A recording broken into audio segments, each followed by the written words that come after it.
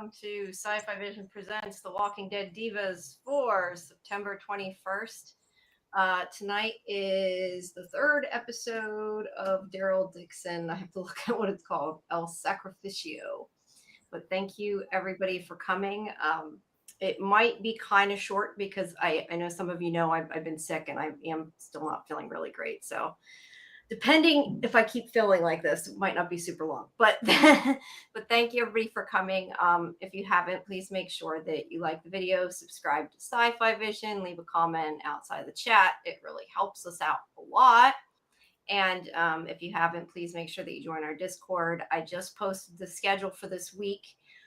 So everybody knows what's going on because we do not have Nevermore Outcasts tomorrow for Wednesday, for the TV show Wednesday. That is on Thursday this week instead. Same time, just shifted a few days down because Scarlett couldn't make it. So yeah, the next thing we have after this is Tuesday.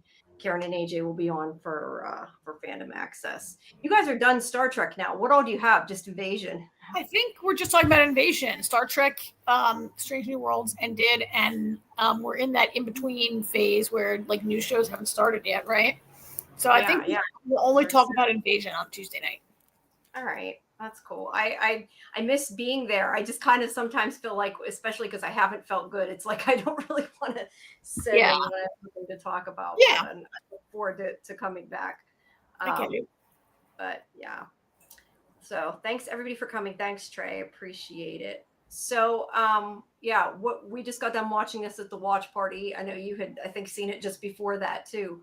So what did you think of this one? I mean, I thought it was okay. You know, not a great episode just because like not that much happened. It's only the third episode, right? But we did get, you know, by the end of this episode, we get kind of the reason why Carol is going to make Daryl stay for another 7 episodes or however long the season is, right? Daryl's anxious to get out of there, and Carol now has caused, you know, this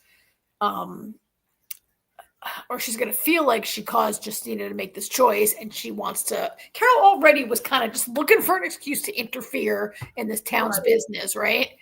And now she's got one. Yeah. Hey, Golden Child, haven't seen you for a while. She, like we've said each week, you know, they always come to a town or whatever like this, and then, you know, trouble follows, and you know something's going to go wrong. And we'll have to see how that plays out. But I mean, I don't think it was any surprise that they were going to stay. I mean, obviously that's what this season is about. So it's about this town and everything. But there wasn't really a good reason. You know, the last 2 episodes have had this vague, like not vague, but Carol disapproves of how this town conducts their business. Daryl's like, who cares? We got to get back to America. Let them, you know, let them do their thing. And Carol, you know, now she's got her reason. She did a bad job of giving advice. And now she's going to feel guilty. And going to want Daryl to help her rescue these girls, right? So she's got her reason now. So, I mean, that's really what this episode was about. The rest of it was just sort of like moving about and doing, you know, some things. There wasn't not a ton. There wasn't a whole lot until the last few minutes. I'll give you that. Yeah. I do want to talk some about her advice when we'll wait till we get along the episode. Sure. But because I'm not sure so much that it was bad advice as the way she worded it, that she took it in the wrong way, maybe. Or it sparked her idea anyway of what to do, and that's not gonna, you know, obviously doesn't turn out so well. I guess it turns out great for Alba. Yeah, I'm sure, right? I thought that they were going to take both of them. I thought it was like like an extra present because that guy was pissed, but it turns out it wasn't. But I don't know how to pronounce this. Blibby Bob. It says that there's 7 episodes. I keep thinking there's 8. 7 is such a strange number. I think that's why. Why not 8? Why 7? I don't know. I don't know. It's odd. I mean, look, all shows are different lengths. It's just an odd length. Golden Child says, I'm pretty sure I knew what was going to happen. I mean, yeah, I think that you knew that something was going to end up doing, you know, changing, that Justina would end up there in the end. I think that was kind of what we saw coming, because otherwise, why would they need to worry so much about rescuing them, right? Kimberly also says, I also think Carol likes Roberto's dad. Maybe. I definitely think he likes her. I take issue with that they brought this character in. I know you're not a shipper like I am between Carol and Daryl, but it kind of annoys me because I feel like we just had Isabel, which whether you liked her or didn't like her, and like I said, I had no problem with her, but like he just got over that. And it's like, okay, well, Daryl had a girlfriend, so let's bring in a love interest for Carol. I don't know. I mean, I think it's really premature. I mean, to call it a love interest, right? I mean, they just have some. Yeah, it does seem to read as maybe interest on the screen, and I guess certainly what Melissa McBride said in the after show, that Carol's maybe more open now. But I mean, Carol's going back to America, right? Like, I don't see any scenario where Carol would be like, "Oh, I really like this guy. Let me stay here." I don't know. I can't see her staying either, but I could see her trying to talk him into leaving or whatever. I mean, I do think that Carol and Daryl are never getting together. I know you're probably right. I can hope, but I agree with you're probably right. But that doesn't mean I want to see them with other people either way. But and I'm just assuming from like if you've watched any of even the other previews they've had like for the season, I know they had released another behind the scenes thing that made it seem that way that they released a few weeks ago. So I don't know, but I assume that that's where they're going. And if that's the case, I don't think it's necessary, especially because it's like, I don't know. I just feel that it's kind of like, well, we did it to Daryl. Now we got to give somebody to Carol. Like, I mean, I'd say don't judge it before it happens on the screen. That's fair. That's fair. Right? I'd say he definitely seems to like her though. Whether she likes him back is kind of. I mean, he's the one who said, "Look, you're leaving. I know you well enough. Let's not get to know." He was attempting to keep her at arm's length and stop her nosy questions and keep her out of his business. And whatever. He didn't want to talk about whatever it is that happened. I mean, we know something happened. I think he said that was how they lost. Didn't he say that was how they lost the kid's mother, and she's assuming it's because of his face or whatever. They don't really get into it, so we don't know. She's very nosy and rude. I do think she was. Carol always is. I love how in that one scene, and I know we're not there yet, but I love how she says like maybe that she should learn to shut up. And it's like, oh yeah, you're good. You shouldn't have to. Yeah, you should learn to shut up. Yeah, Carol rude. Yeah, does need to learn to shut up. All right. Well, so it starts off with El Alcazar coming into the town, and I don't remember this guy's name. I should have had it written down. Do you remember what his name is? I don't know if we necessarily need to know, but I was gonna. No, can we just call him Alcazar? Let's just call him Alcazar. He doesn't have super big important thing going on in this episode, so we'll just leave it at that. Okay, see, Golden Child says they missed that opportunity. Their chemistry is now turned into an older brother type relationship. I know a lot of people feel like that. I know Karen feels like that. Older sister type relationship. Oh yes, older sister. Look, I know they're best friends, but I don't know. I've seen something from the beginning between them. I don't think it's ever going to happen. I'm not saying I really. I gotta say, I never saw it. I never saw anything other than a friendship on the screen. I just never saw a spark. Yeah, but to be fair though, too, I tend to gravitate towards liking like ships and shows, and you're a shipper. Want to see that shit. So you're always kind of like, I don't need a relationship. I don't need him to have sex. I don't need this. So yeah, you're a shipper, and I'm the one who's usually saying it's not necessary. Don't derail my story with that. This show doesn't need it. I'm not saying it needs it. Carol wants to stir shit and kill somebody. Carol always wants to stir up shit and kill somebody. Definitely. I think a lot of people are going to die in this town because of Carol, who maybe don't have to die, right? Like, yeah, as I said, when they come in trouble, follow. Typical of Carol, she wants to save one person, Justina, and probably like 200 people will get killed for her to try to save one person.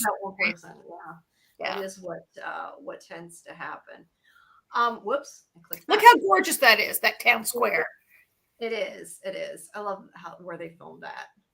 This I mean, I know this is set in Spain and a certain region of Spain or whatever, but I feel like a lot of like Western, like US, like cowboy Western kind of vibes from this.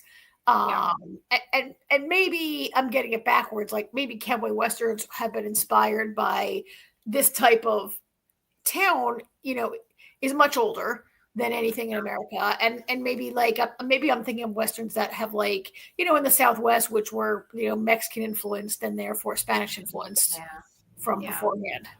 But yeah, I could see a showdown happening on that street. Right? Really, Yeah, shootout.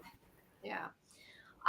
So as I was saying, this guy from Alcazar, when he comes in, he is threatening that they're going to leave and take away their support because now I thought at first I'm not sure if he was saying about those men going missing that Daryl killed, or he was saying something about, I didn't get a chance to write it all down earlier. My head was hurting. Sorry. So but two sets Daryl killed before, right? Yeah.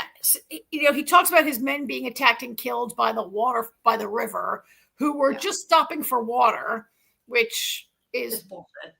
True and untrue. Yeah. And then 2 more went missing last night. That's the 2 that Daryl killed during the one he killed and the other he threw into the zombie pit. Which was the ones he met at the river. Okay, that's why. They're from the river. There were 5 at the river, 3 he kills on sight, 2 show up at the feast, and he's like, "Oh, I better kill those guys before they recognize me." Yeah. I did feel like whenever he was having this conversation with I'm blanking here, Fede, that I think he kind of, and I don't know, I got it this time I watched it. He seemed to kind of get that those were probably the people that attacked them. Because he said something like, I don't know, I don't even remember what he said, but that was the opinion I got this time when I rewatched it. That he might have figured out that that's a possibility they were the ones that attacked them in the first place. Did you get that? Or yeah. The people that attacked Roberto and Justina at the river. Yeah, so he knows they're not good people.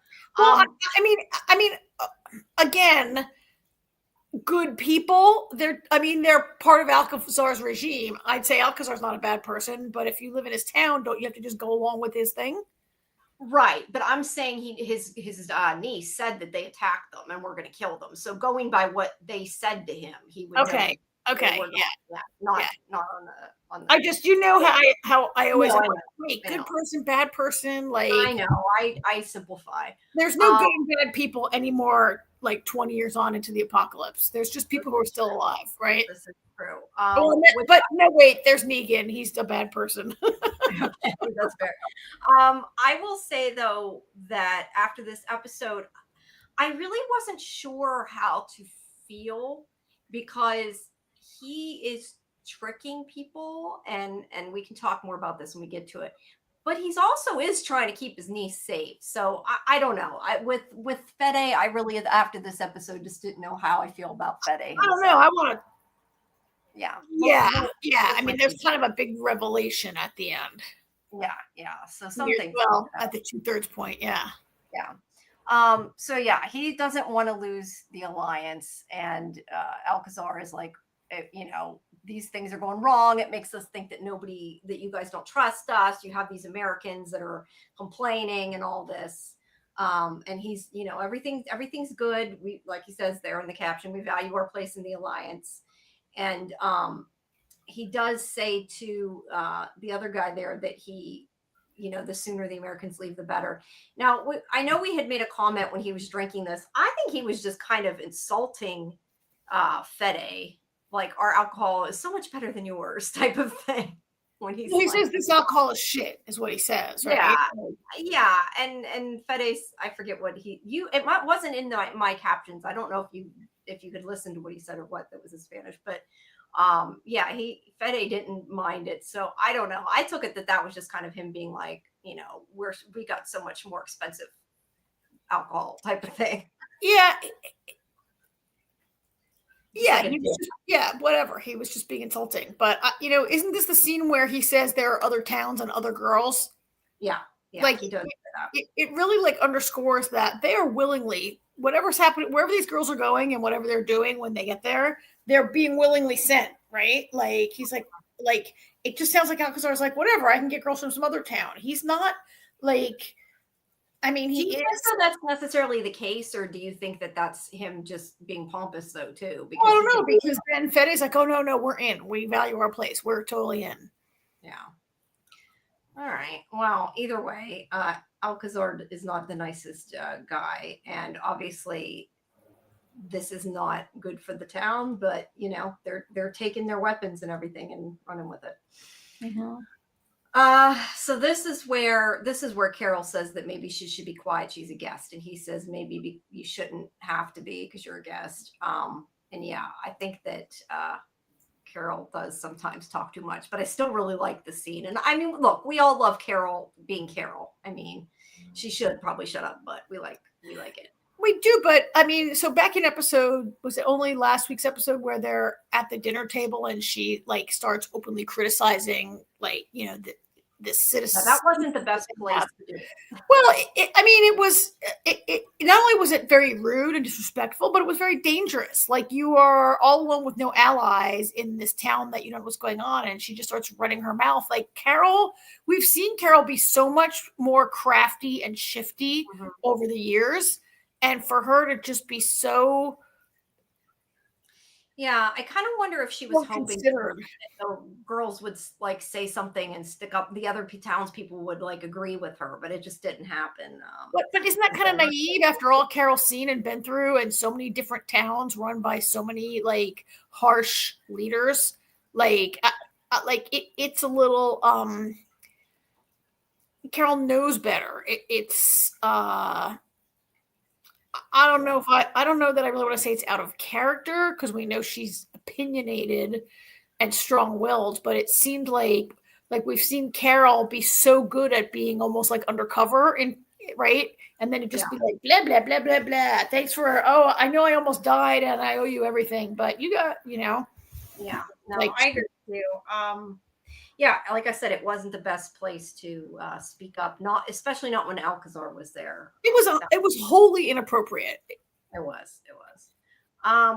Samuel had said, "No, this was back about Fede and Alcazar trying to disrespect him and let him know his place in the hierarchy." Yeah. About the alcohol, definitely. Yeah, you are correct. All right. So either way, yeah, he does. I do think he seems to maybe like her, but like you said, it's kind of early maybe to tell. But Daryl's standing there kind of in the background, just listening to their conversation. Golden Child says she seems like she's ready to die. Remember seeing the afterlife story. She better not. I'm assuming maybe you're talking about with her daughter. Is that how you would take that? I assume that's what it means. Yeah, I think Golden Child's probably referring to the when she was in the tunnel and she saw she had been like thinking a lot about Sophia and then seeing her in those moments. Yeah. She better not, though. That's all I gotta say. She better not. But yeah, Daryl is sort of like listening in the background and just is trying to get Carol. He says, we got to stay out of everybody's shit, and he's not wrong. But this is again where I don't love this Daryl, because he's like telling her, "Oh, you got to go, steal this solar panel from him." And I remember, like, when I first saw this, I thought about it too. Like, why not just ask? Like, why do you have this need that you just need to like sneak everything? I don't know. And I get it, and it makes sense. It kind of annoys me when he actually. Well, I mean, I think he assumes that they would say no. There are very little resources left in the world, and for someone to give you a solar panel, my God, right? That's not like giving you food. That's. I just don't like this version of Daryl where he tries to steal things off of nice people, or is going to attack nice people just to get what he wants. It just irritates me. And I said, I understand it and I get it. I don't even want to say it feels out of character. It's just different than it was, I guess, earlier on in the apocalypse. Really? And I miss the Daryl that wants to help everybody else. I don't know. Yeah. Okay. I get it. I just said, like, to me, it's like he's supposed to be the hero. He's not supposed to want to do things like that, in my opinion. Really? And that's what I'm saying. I understand it, but like steal off of bad people, and I know really he was part of Rick's group that went in and murdered the saviors in their beds in cold blood right? That's a good point. But generally, in the other show, like when they did find a group of people, if the group of people were nice to them, they worked together. They didn't usually just be like, "Well, I'm going to steal your stuff." I don't know. It just seems like a little bit of a change to me this season in that regard. But that's just personally. It's not super important because he knows she's stealing stuff anyway, which we find out later. But yeah, Daryl is like, we got to stay out of their business. We just got to go. And she's like, what about Alba? And he's like, who the hell's Alba? So he clearly wasn't listening. He didn't get the memo. And he's just like, we just got to think about the hot dogs. We got to get out of here. That's all, he does not, I think he's kind of purposely staying out of it too, because I think he doesn't want to get close to anybody, because then they will have to stay, and he probably knows that. So yeah, that's kind of their argument. They keep getting sucked into people's shit, and they do, and he knows it. So then we have Justina and Roberto talking, and she wants to do something, but they can't. They don't know what they can do. He does give her, I don't know if I have a picture of it or not. He gives her a compass necklace. And she's still upset about Alba, though. And when they kiss, Daryl is standing there watching them. And I think he kind of sees the innocence like Carol did, and is maybe, I don't know. I don't know if it's going to make a difference the way he acts or not, but he sees it. I feel like I've seen that compass thing before, and I can't put my finger on the movie or show where somebody like gave someone a compass so you can always find your way or whatever, and it's driving me insane. I'm gonna have to like Google that, or if somebody in the chat remembers it, because it's not. I've seen it before. It wasn't Lost, was it? I don't know why I was thinking was it Lost, but I don't think it was. No, compasses don't work on the island anyway. That's true. Kelly says, I don't like the Daryl who keeps having flashbacks to childhood. It's just weird and not something I'm used to seeing in any of the Walking Dead shows. Yeah, and I kind of feel like been there, done that on the regular show. Like, I don't really need to see more of Daryl's childhood anyway. Well, so I didn't like it either, Kelly, and we've never seen it before. Like, we know Daryl had an abusive background. We've heard him mention it very little. He's talked about it very little, but to show a flashback of a little kid running, I was like, is that really in context either? Well, I thought, do they think there are people who've never watched The Walking Dead before and don't know Daryl's background, and that's why it was in there? But then it was only a few seconds, and I don't think it added much. No, it didn't. I don't think it was necessary. I don't really even see how that connects with the story, to be honest, because it's not like any of these young adults are being abused by people. So I'm not even, well, except maybe the women, we don't know, but I think he's trying to talk Roberto out of running away. And I don't think it really, like you said, I don't think it added anything or made a difference. Hi, Silver's channel. Wait, Kimberly says, isn't it a flashback from the original Walking Dead? No, I think it's new footage, isn't it? I don't remember seeing it. I've never seen that before. I think that's new footage. I've never seen that. Yeah, that's what I thought. B says, Negan stole Judith's compass from her room, then he gave it back. She refused to take it. She said something about it showing him the way. That's what I thought of when I saw that scene. That's interesting. That was, I don't know. My brain doesn't remember that far back, to be honest. I kind of remember that now that you're bringing it up, but I think I've seen it elsewhere. And I think I have too, like in a love story or something. Maybe it's sort of a trope. Yeah. But yeah, Silver says the Kid Daryl's new stuff. I do think it is as well. I mean, if they had maybe showed Merle, like maybe it would have made a little bit different of an impact, like as an adult, like the actor. I don't know. Either way, it didn't add anything to the scene, and it really isn't important. Silver says there were rumors about Kid Daryl and Merle being casted all the way in season 1. It's finally happening. My only question is, you mean in season 1 of this show? Because I was going to say they'd be grown by now if they were cast back then, but you probably mean in Daryl Dixon's show. Yeah, I unless they put more in the show though at this point, I don't really think it was necessary. Um, and you're right. I would think most people know like some of Daryl's backstory if you're watching this. Um, so yeah, I don't know. Kelly says on Law and Order they had a compass necklace. I didn't watch Law and Order, so I can't really. I don't know if you did or not, but that wasn't definitely wasn't where I've seen it. I think it's just been in like romance. It's probably just a trope. All right, so yeah. Silver says, I'm sure we'll get it. Sure, we'll get it to be a large part of an episode by the end of the season. Yes. Maybe. I just hope if they put it more in that it feels a little more part of the story. If that's the case.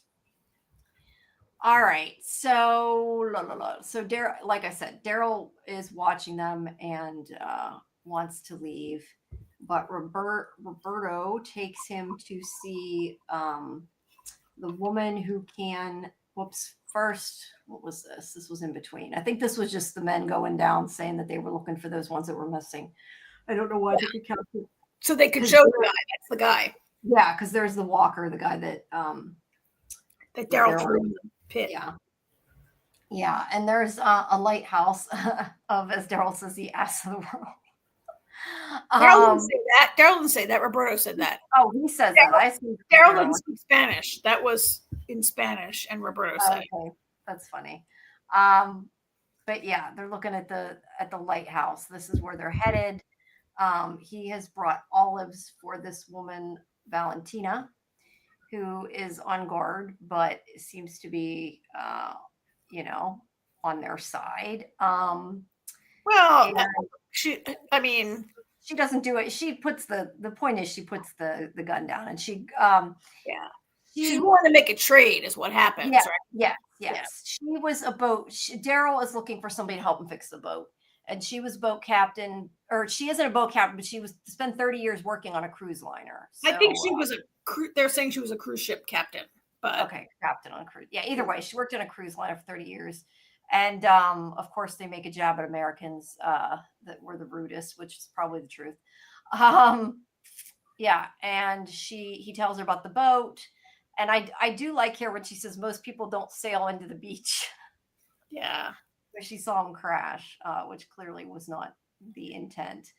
But he agrees that Roberta will get her gunpowder. He makes the deal whether Roberta likes it or not.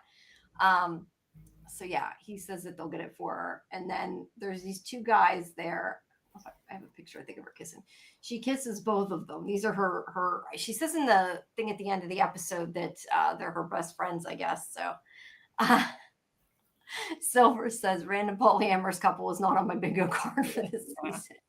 Yeah, it was a little surprising. It was funny though. Daryl's just, kind of taking it in. So yeah, she agrees she'll help him try to fix the boat. And let's see, then we go back to Carol and Daryl, and he's changing her bandage. And let's see, she was looking at it. Looked to me, best friends with benefits, right? So, it looked to me like she was staring at the solar panel. Oh, totally. She was totally figuring out how she was going to steal that thing. Yeah, and he totally picked up on it, I think. But he changes his band-aids, her bandages, sorry. And this is when she starts asking about Fede, and he says that they, had a fight from when they were young, because they clearly don't like each other. And this is where he says he lost his son's, Roberto's mother, in an accident, and that she asked if that's how he got hurt, and that's when he basically says it's none of your damn business.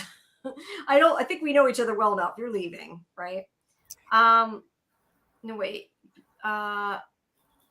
Livy Bob says, did you catch Carol mentioning Rick's brother in this scene? Rick's brother? Who's Rick's brother? You mean Daryl's brother? Daryl probably meant Daryl's brother, I'm guessing. No, did she mention him? Yeah, I missed something there. I think you'll have to explain what you mean. I just Rick's brother. Rick's brother.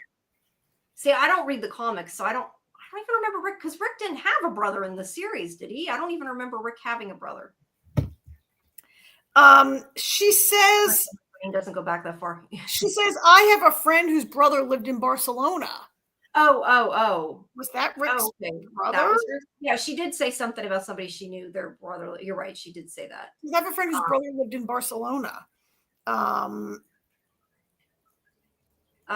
the Walking Dead comics, there's an offshoot comics called The Alien, where Rick's brother, Jeffrey Grimes, was stuck in Barcelona when the apocalypse started. Oh, wow. That's awesome. Good catch. I definitely I've not read the comics, and I don't know. We fall close enough to know that Rick's brother thing he's mentioned in the comics once by Lori. So it's a very little thing, I guess. Wow. B also says, I thought it was funny that she acted like they could never fix the boat enough or get across the ocean, but then wants him to take Justina and Roberto. Maybe not as impossible. Yeah. Well, of course, it's like, if you can do it, we got to help them still, because she's still trying to help them. Yeah, I can't believe she would advise those two to get in this boat. I was saying in the live stream, there's no way. I would just be like, sorry, Rick, sorry, Daryl, we have to live in Spain now, because no way am I getting back in that sailboat across and try to cross the Atlantic Ocean. Well, hey, you know how easy it is for them to get to another country in this show. So yeah, but it is pretty funny that she's like, you'll never fix that boat. Oh, but yeah, just take these two with you. Who we're worried about trying to save. It was a very intentional nod. Neither the comics nor show does Rick mention it. Well, that's interesting that there is a comic about his brother, though. I did not know that, so very good. Not know that. But yeah, either way, he very quickly clams up and is like, I think we know each other enough, because he was being kind of chatty and talking, and he doesn't want to talk about how he got hurt. I was kind of honestly surprised he was talking about his wife at all. But there's a picture of them. Well, Carol's been so snoopy, like going around the house, all the pictures around the house, checking out all the photographs. Like, it's kind of not a surprise that she would ask this like question, right? About like, oh, your wife died in an accident. Is that how you were maimed also? Like, what, Carol? Like, what did you like? Like, stay out of it, Carol. Carol. Been so rude these last couple episodes. She is. She's knows what doesn't belong. Let's see. B says wrong thing. What did I click on? Lots of fans have been hoping, meaning Rick's brother will show up. Silver says, I don't think he'll actually show up. They've mentioned it. It's likely not happening in the interview. Just a cool little nod. But that would be kind of interesting story. I agree, Silver. That would be a cool. Yeah, I don't know, but I didn't know anything about it, but it would be interesting. Especially, it would be a way to connect the two shows. I mean, I don't think it's going to happen, but it would be something that could. Either way, if you read the comics, it's a nice little tidbit there, and if you've read them all, I've read none, so I'm not helpful with that. Kimberly says, I think that's the tension between him and Justina's uncle. Maybe the uncle liked his wife. I don't know why I read that as cut his wife. Yeah, I think so. He says like it's an old quarrel from when we were very young or whatever. Like this is like the Romeo and Juliet trope, right? Like Justina and Roberto are like meant to be. They're destined, the couple that's meant to be, but because of their parents have a grudge from like before they were born or something, right? It's like Romeo and Juliet or the Hatfields and the McCoys or one of these like feuding family kind of things. Yeah, definitely seems like they don't like each other, and there's some kind of animosity there. Who knows? Maybe he's the one that burned him. We don't know. I mean, I don't know, because it doesn't really seem to keep Justina and Roberto from like openly making out on the street, where anybody can spot them. It's not like they're trying to hide their relationship. Really, like it's kind of surprising when later in the episode, like the grandma says like, oh, I like your comments. Roberto. Is that from Roberto? She's like, oh, don't tell, and hides it. And then, but then she's like blatantly making out with him, like where people can totally see, right? I know that's kind of, you're right. And that's kind of weird. And I know we were talking too in the chat, we were watching it, like, what if they wanted to get married? Like, are they made to stay single in case they get chosen for this thing? Do they take married women? Do they take them whether they're married or not? It just depends on their age. it's not really explained.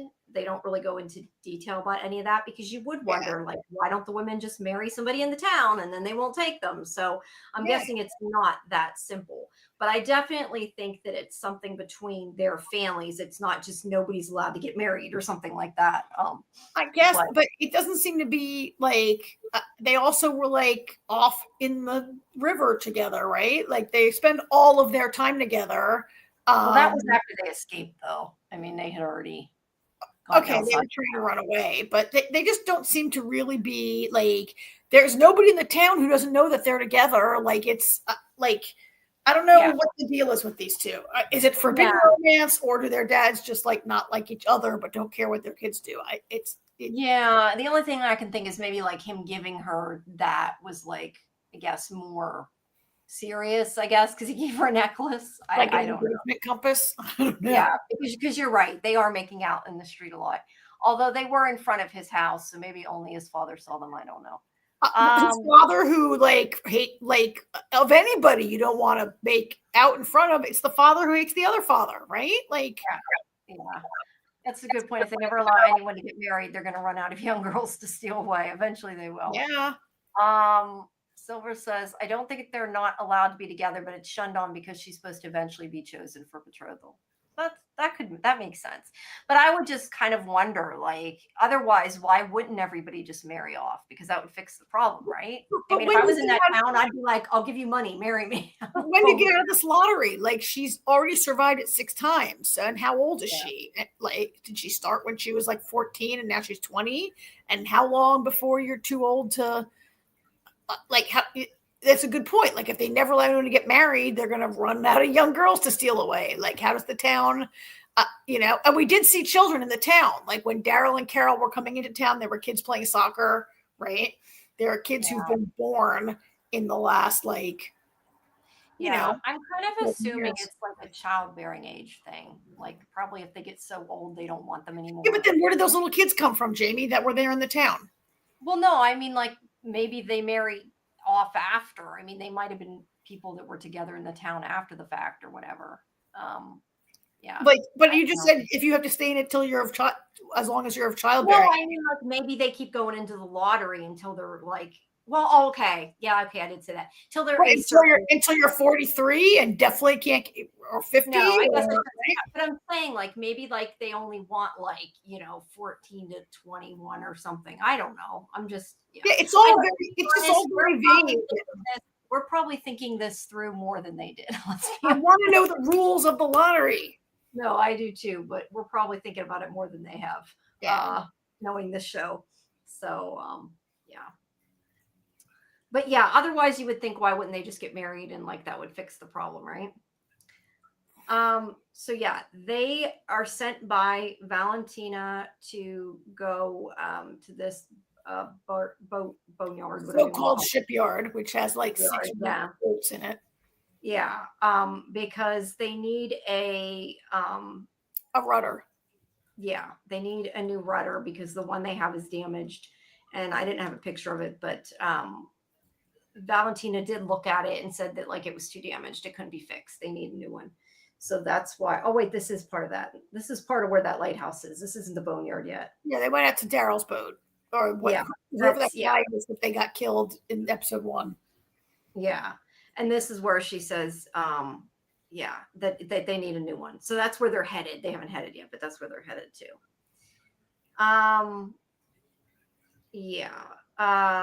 And then let's see.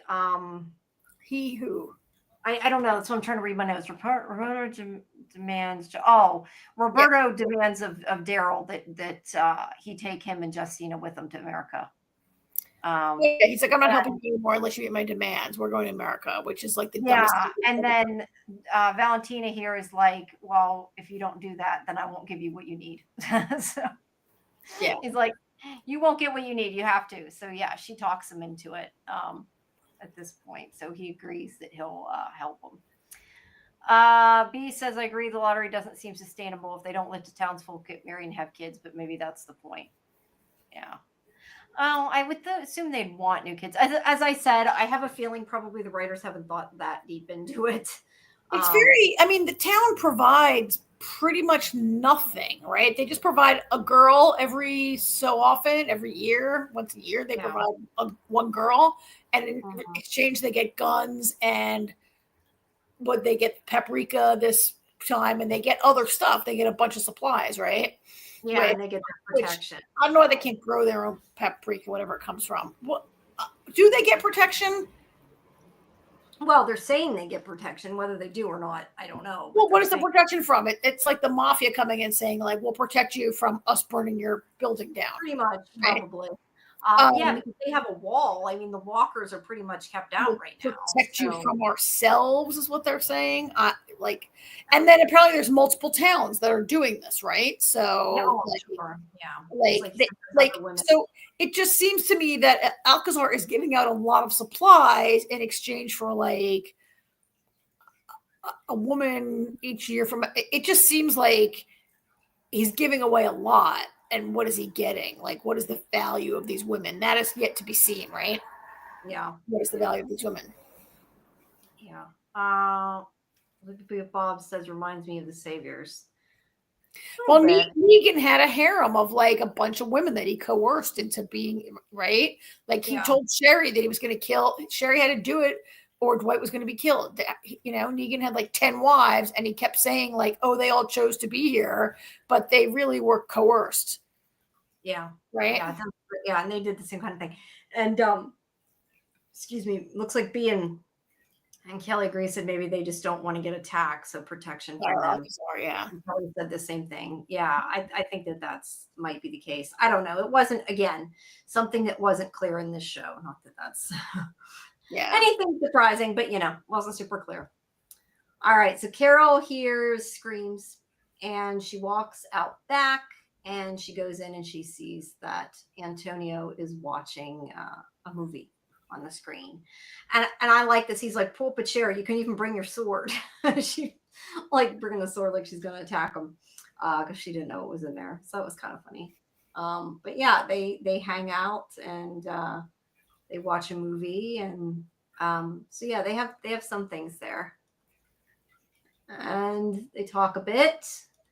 And then we have, sorry, I know I'm going a little fast. My voice is like really fuzzy right now. Is this the scene where he explains why I guess that's coming. The scene where he explains how movies are great art and how he collects movies. That's coming. This is about Roberto saying that he knows what America's like because he listens to Bruce Springsteen. Oh boy, New Jersey got a lot of play in this episode. Yeah, I know. Yeah, Daryl's just like, we're going to Ohio. We have a lot of corn right here in New Jersey. Yeah. But yeah, he thinks that he knows about America. I wonder how he listened to Bruce Springsteen songs like 20 years after. I guess they have some old CDs lying around because Roberto's been born after the fall. Oh yeah, he would definitely. I would think. I don't know how many years is it? I can't keep track of all these time jumps, but he certainly Bruce Springsteen had long been a zombie before Roberto started listening to any of his music. With what electricity? Who knows? Anyway, we don't worry about those things on this show anymore. Yes, we've moved on. So they see this statue. Daryl is 13 years in. Silver says. So okay, well that. If that's the case, that kid is obviously more than 13. All right, then he was a child when it all went down. Yeah. So he probably has some memory then, but not like a super strong memory, I guess. I don't know why I thought it was supposed to be longer than that, though. Well, whatever. It's a long time, but yeah, it's a long time. But either way, this is where they see this statue of Saint. Is it? I don't know if it's of Saint. I assume it's of Saint James, but they were saying about praying to Saint James. And Roberto says that for hundreds. Whoa, what just happened? Oh, I don't know what happened. Did you change the? I just did it by mistake. Sorry. That's okay. There we go. Dead City's more like 17. See, I thought they were the same. Like that's. I can't even follow it. I don't even try at this point. There's so many inconsistencies. Some of it I just don't even worry about it. But either way, this is where they see the statue, and Roberto is telling him that people have been coming here for hundreds of years. in search of something, whether it's, hope for what, they pray to this statue, they leave stuff there, and like pray for whatever they are hoping for. They leave like little trinkets and stuff. And then they're on their way to. I mean, he really undersells the Camino, right? Like he says for hundreds of years, people have been walking the Camino for like 1,000 years or more, like probably like 1,500 years. People have been like, I mean, since like the Middle Ages. And it goes like through part of Portugal also, and not just Spain. I have friends who've biked it, and I have friends who've walked sections of it. I don't know anyone who has walked the entire thing. A lot of tourists and pilgrims to this day go in like section. Oh, I guess it's almost like section hiking the Appalachian Trail, maybe, except not in the woods and whatever, not up a mountain. But I don't know. I've never been to Europe. It's a very, very famous pilgrimage. If you're I mean, I'm a Catholic, and I have a lot of Catholic either, so that's probably why I don't about it. And I suck at history, so I've got a double whammy there. But yeah. But look, you got to realize though too, a lot of the customs and that have kind of gone by the wayside, I would think, to some extent, just because of the apocalypse. So that's fair. Silver says that Herschel's much older, and that's why they moved ahead. The inconsistencies are annoying. I didn't realize they jumped ahead, but I understand that makes sense. They would have to because of that. But because he's definitely, well, you know what though? How old was? No, he was a baby. Maggie was pregnant when her husband was killed in Walking Dead, and Herschel's like, Herschel's definitely not 13 now. Yeah, I just kind of assumed they were all in the same timeline, to be honest. I have a hard time following when it is, and I didn't realize that. That's my fault. There was a jacket with PPP on it. At the memorial statue seemed to be an Easter egg for CRM lore. I missed that. I took a capture of the statue later on. I don't know if maybe that'll show it when it shows. We'll see it when we get to it. I did not notice that. But he says, or I think that's he. If you remember when Heath vanished, there was nothing but broken glass and key card with PPP. Yeah. That I do. And then about the statue that the Camino goes through France, and he says people have to start at the border of Jean Pied de Port and cross into Spain. Oh, you guys definitely know more about it than I do, that's for sure. But yeah, that statue will come back around in a little bit here. We'll go back talking about it later. They're headed to the boatyard, and then here we see Paz and Elena in bed here, and so she snuck off away from her husband. Elena did, in order to sleep with her not ex-girlfriend, but was her ex, because she had to leave. This seems very risky and like a bad idea, and they will surely be found out before the season. Sure, right? Yeah, I'm sure. And she does see that Elena has a bruise and asks if, Kazar did that. And she's like, oh, it was a horse accident. Now, it could be, to be fair. We don't really know he did, but I think it's implying that he's not treating her right would be the implication, but we don't really know. Let's see. Silver says PPP was also on a whiteboard in The Ones Who Live when they attacked Portland. There was also a PPP card in Tales of the Walking Dead in Maine. See, those are the kind of things like they could bring stories back up, but they probably won't. And it's probably just a little Easter egg if you've paid tons of attention that we have not, at least not enough. But I don't remember these things. But that's cool though that it's kind of been threaded throughout. Yeah. That's cool when they do. I do like when they do that. I did not see it. So, all right. So Daryl and Roberto make it to the boneyard here, and they're looking for their rudder. And this is where Daryl talks about running away, and he says, I get it. I ran away before, and where they show the flashback that we were complaining about. And he says it's complicated why he ran away. And Roberto says it's not for me. And Daryl says it gets harder, that life isn't like one of those songs you listen to. And he said, you sound like my father. And Daryl says, maybe you should listen to him. And Roberto says, I know why I'm leaving. Maybe you still haven't figured out why you did. And he said, ain't that the truth?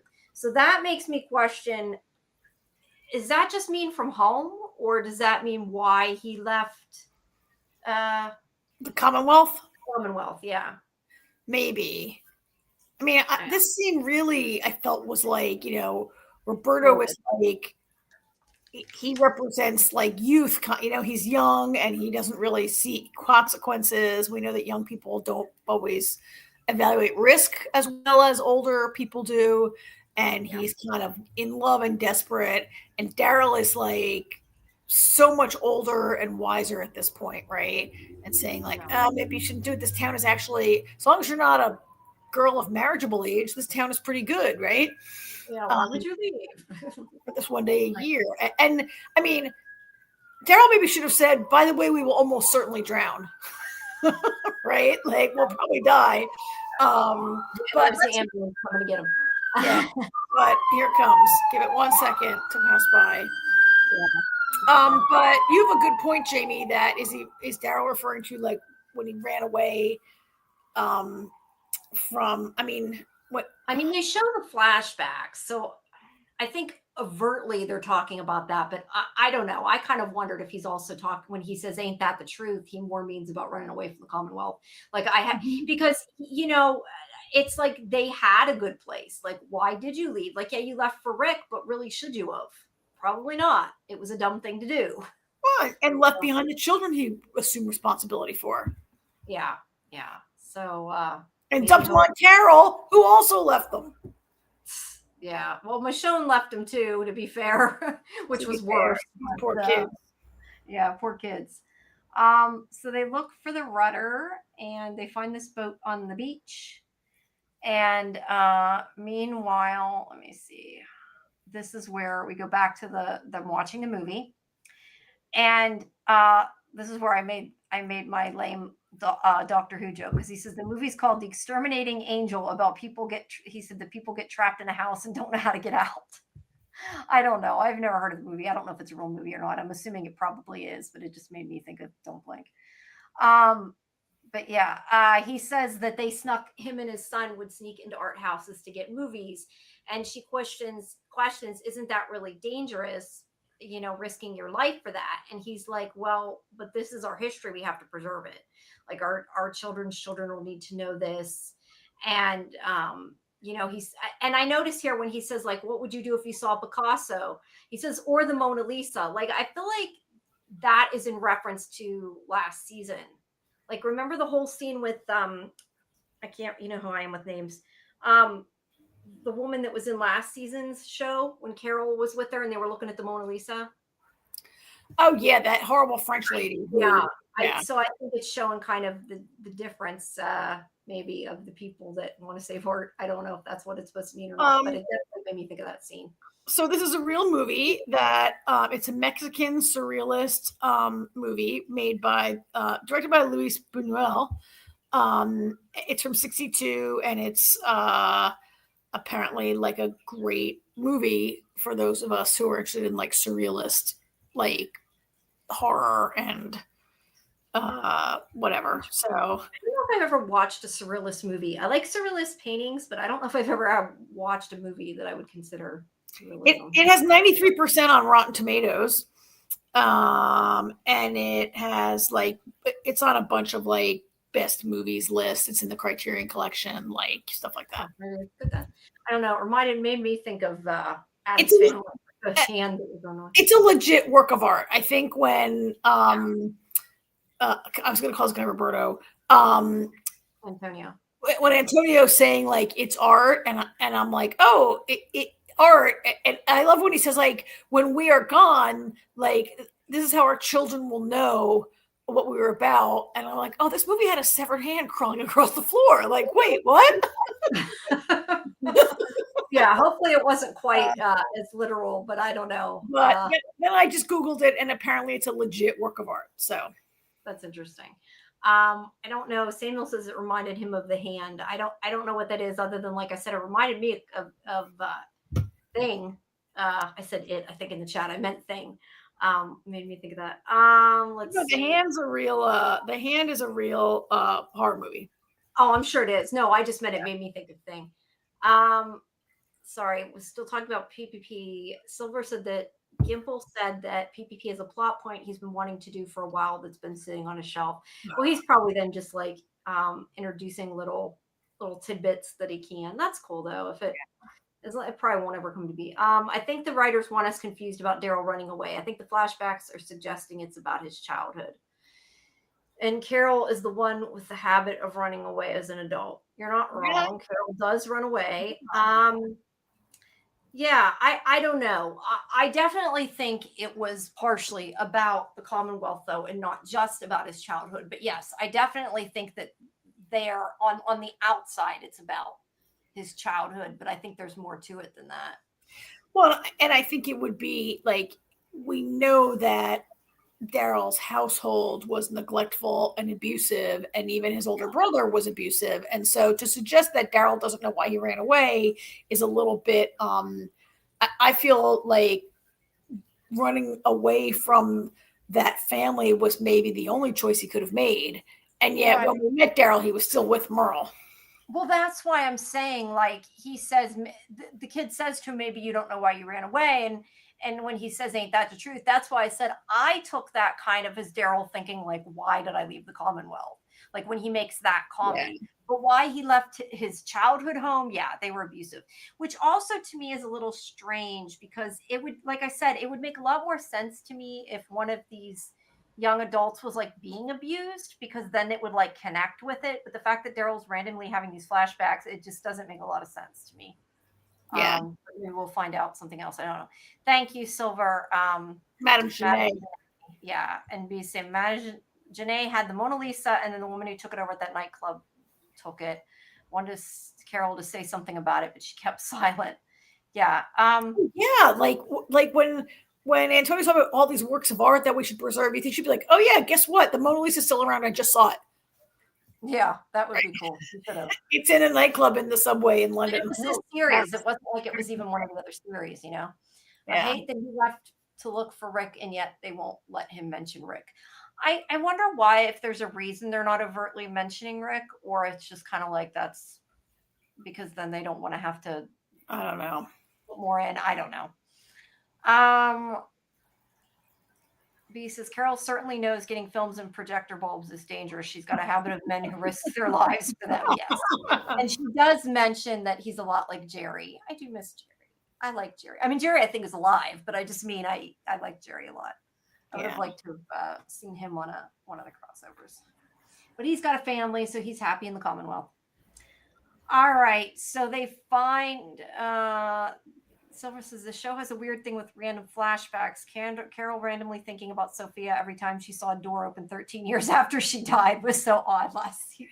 It was, and it's not a technique that's been used ever in like any of the Walking. Like, have we ever? I mean, we've seen full on flashbacks to like things we had to see, but not like a whole episode about Negan and his wife when she was sick, right? And like but that was like a full I agree, these little fleeting flashbacks that we've been seeing. Well, that wasn't in Daryl either. That was in but I mean, the franchise doesn't really do flashbacks except in a very big kind of episodic kind of a way, right?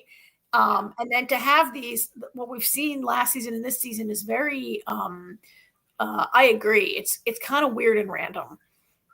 Yeah, Samuel says they should just stick to talking about it. Yeah. I agree. I mean, like, I got when they were in the tunnel, they were hallucinating, so maybe that was a little bit different. But yeah, why he's seeing it now is sort of, it's a little bit irrelevant and isn't necessary. Yeah. All right, so they find the rudder on this boat, and he's not a kid. I'm calling him a kid because to me he's a kid. He's a young guy. He's a young person. Yeah, I know, but I keep saying kid.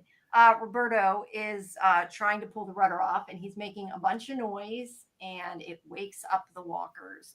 And yeah, I agree with what you said in the chat earlier. Like, why are the walkers underwater? Like, is there a reason why they would stay in the water other than it makes an interesting zombie scene? I'm not sure, but I do think that they had that in Fear when they had like the boat and everything. I remember there being walkers in the water before. Yeah, and as I said, I believe in World War Z there was like zombies like at the waters, like water underwater zombies were kind of a thing. Also in World War Z, the zombies, people moved to Canada in the winter because the zombies all froze solid and you would be free of zombies for the winter. And then they would defrost in the spring, which we don't see on this show. But yeah, so I mean, I knew as soon as they went to the water, we all knew, oh, there's going to be underwater zombies, right? Like we knew. Yeah, the only thing I can say is like it's possible they were sort of like caught up in the what do you call it? Like they're stuck in the muck in the water, and like they didn't really try to get out until they like had live people there. I guess I mean, because they do slow down after they've been dead for a while. Yeah, and they don't breathe, so they could last underwater, right? Yeah, they wouldn't need to come out. That's a good point. Yeah. Let's see. B says Melissa McBride wanted Carol to have to deal with the loss of Sophia. I think she requested it and the writers agreed. I didn't mind those flashbacks because we saw that Daryl's are out of nowhere. That is a good point. We did not see Daryl have these flashbacks in the series at all. Maybe if we had and it wasn't and it was something to do with it, it would have made a little different. That's why I said maybe if he had a flashback about like an adult Merle, it would have made a little more sense. Daryl's not. That's a good point. Like Carol had like a long, they gave her an entire season long arc of like coming to terms with her daughter's death. And Daryl just had a random, like, oh, I ran away from home flashback this week. Daryl's not been like dealing with his past. Yeah, it came out of nowhere. Yeah, it was definitely out of nowhere. Silver says, in Fear, they established walkers were way in the deep that had been washed into the ocean.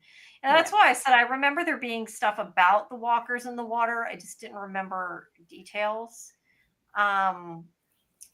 And Bluey Bod says, I assume they just washed up weak and cold in a sedated state and was woken up by the banging.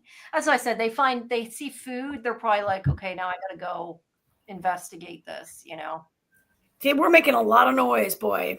They were. A lot of noise. Yeah. So Daryl's like, leave it. It's not that, which I was actually really surprised. Daryl's like, leave it. Yeah. They really need this rudder. I mean, I know he doesn't want the kid to get killed, but I was honestly kind of surprised Daryl didn't try to go get it and say, you stay here. And then he jumps in. So yeah, that was to me really surprising. I would think they would deteriorate faster underwater and start to fall apart. They probably would. Yes, and there are creatures in the sea that eat dead flesh. Like crabs will eat dead flesh. I think some like sharks might eat dead flesh. Skeletons, more or less. Like, I did see they had particles on them though, which kind of was kind of cool. Yeah. Something about the Walking Dead walkers is they don't decompose at a rate that makes sense. Yeah. There's a lot of things they don't do that make sense in this show that doesn't make sense in these shows. That's one of them. But yes, Silver agrees with me. Daryl wanting to leave it be was odd. I was just really surprised. He's like, no, leave it there. We really need a rudder to leave, which is the most important thing to me right now in this show. But we're just going to leave it there. We'll come back. Right, and I knew he was going to drop it. Like Roberto's one thing in life is to escape with Justina. Yeah. And then, and he's lived in an environment with zombies since he was a small child. And yet he freaks out and drops it. Now, granted, it's probably really heavy. I've never tried to lift a boat's rudder before. It looked very heavy. But he did seem a little bit, I mean, I know he lives in a walled city and maybe doesn't have the kind of fighting experience that Daryl does, but I was like, of course he drops it. Of course he drops it. Yeah. Yeah. Right. I don't think that yes, I agree. He wouldn't have as good fighting skills. He said, I had the same reaction about Daryl when the rudder was yelling, it's right there and go get it. Yeah. I thought Daryl would run back in. But I do appreciate that at least the kid's kind of smart, that when Daryl's busy fighting the walkers, he's like, distraction, and he runs in to get it. Although it actually was kind of stupid, though, on his part, if you think about it, because there's still other walkers. It's not like there's only, well, of course there is because it's a TV show. But I mean, it's like there were a bunch of walkers in the water. And then suddenly, because Daryl's battling the couple walkers you've seen, it means it's safe to go get it, right? Yeah. But he does pull it out and gets the rudder while. And here, so you can't see it here in this shot. They do look pretty cool. Walkers. They do. They look very weird and bloated and interesting. And not really. So one you can see his ribs, but they're not like skeleton-y like they should be. They're waterlogged. They're very waterlogged. Hey, maybe they're fresh. To be fair, they could have been on that little boat. They could be fresh walkers that just died on that boat not that long ago, too. Yeah. Now you can't see it in this picture, but B had a good point that the rudder also had a big, long, pointy pole on the end of it. That's perfect for stabbing a walker in its head. Right? It was like this big rudder with like a metal pole. And I was thinking, B was probably thinking the same thing. I was like, stab him. You have a pointy stick. Yeah. Well, he's scared. I get that part. I get. I think it was very smart. It was smart, very dangerous, not being able to see where walkers are in the water because of how murky it was. Very easy to get bit looking for it. Yeah, but yeah. I also do get that if they have any chance of leaving, they do need to get it. I just was surprised that Daryl instead of Daryl saying, leave it, we don't need it, I expected Daryl to be like, you stand here, I'll go get it. Oh, but if they leave Roberto to stand guard, they'll both die. He can't fight off zombies. Yeah, I know. I'm just saying that's what I expected to happen. But I like that he used the distraction to get it at least. He did think and was like, well, they're busy, so I love this shot though. Daryl's like, I'm tired. He's like, I'm taking a break. I did like that. But he got the rudder. So yeah, he's like, he basically, pats him on the back, like, you did good, kid. And he's like, and he's out for the count. So yeah, they got the rudder, which is what we needed and the important part of that. So then we go to Justina, who this is Fede's mother. This is where she sees about the necklace, and she's like, "Oh, I was young once. You can tell me the truth." Like, she wanted to know about it. She knows that she's in love with him, and yeah. So she stabbed. I was wondering at first, like, what is the whole point of this scene? Like, she's sewing and she stabs her finger, and the woman's like, oh, I'll go get a bandage. Like, dude, she stabbed her finger with a needle. Does she really need a bandage? Did you think that? Because that was my immediate thought. Like, it's a needle, you don't need a bandage. Actually, I didn't really think that. That's a good point. It didn't occur to me at the time. I did. It's not like 5. That was what I was thinking. I thought it was like a weird, I mean, I get why they did it. It was a whole point for her to go find what she found, but yeah, not meaning that she sent her there to find it, meaning a story plot point for her to find it. Yes. I'm glad you agree with me. That's what I immediately thought. Like, all she did was jabbed her finger. But she tells her to go get a bandage and says something about there's chocolates hidden in there or something. And who's making chocolate? Where are they getting cacao? Which only grows. I assume it came from Alcazar. Where they got it, I don't know, but I assume it came from Alcazar. No, it must be 20-year-old chocolate, because cacao only grows within like 15 degrees of the equator. That's why it all comes from like equatorial countries and like Ghana and stuff. And they're just not where they have unlimited gasoline. They're just not growing. Nobody's cultivating cacao pods and like turning them into chocolate. But whatever. You're not wrong, but it's one of those things. You just gotta accept it. Either way, he's got stuff hidden in there, and this is where she finds the her ribbon that should have been around the pigs. No, see, for a moment there, I thought, oh, look how much he loves her. He has saved all of her ribbons from every year she did. That's what I thought at first too, right? And then it ended up being what it meant. Yeah, for a minute I thought it's so sweet that he's been saving all of those. Every year that she escapes it, he saves her ribbon. And like, oh no, he's been sneaking her ribbon out of the thing. So that's why she doesn't get picked, because he's cheating. Now, 2 things. One, do you think that I kind of feel like Alcazar probably agreed that she wouldn't get picked. I mean, she's like his niece and he's like the leader of the town. I figure he's probably like, paid him off. I don't know about that. I don't think so. If she was the most beautiful girl in town, he would just take her.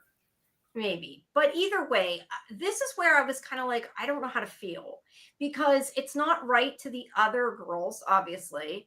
But at the same time, I'm like, well, but he's kept his niece safe. Like, yeah, he's cheated, but he's kept her alive. He's protected her. Well, that is some bullshit that he's telling the whole rest of the town, this is what we have to do to live. No, I agree with that. But I'm just saying, like, I don't know that I could fault him for doing that. Maybe. I fault him. That, you know what? If you can't get behind it, then step down as the mayor.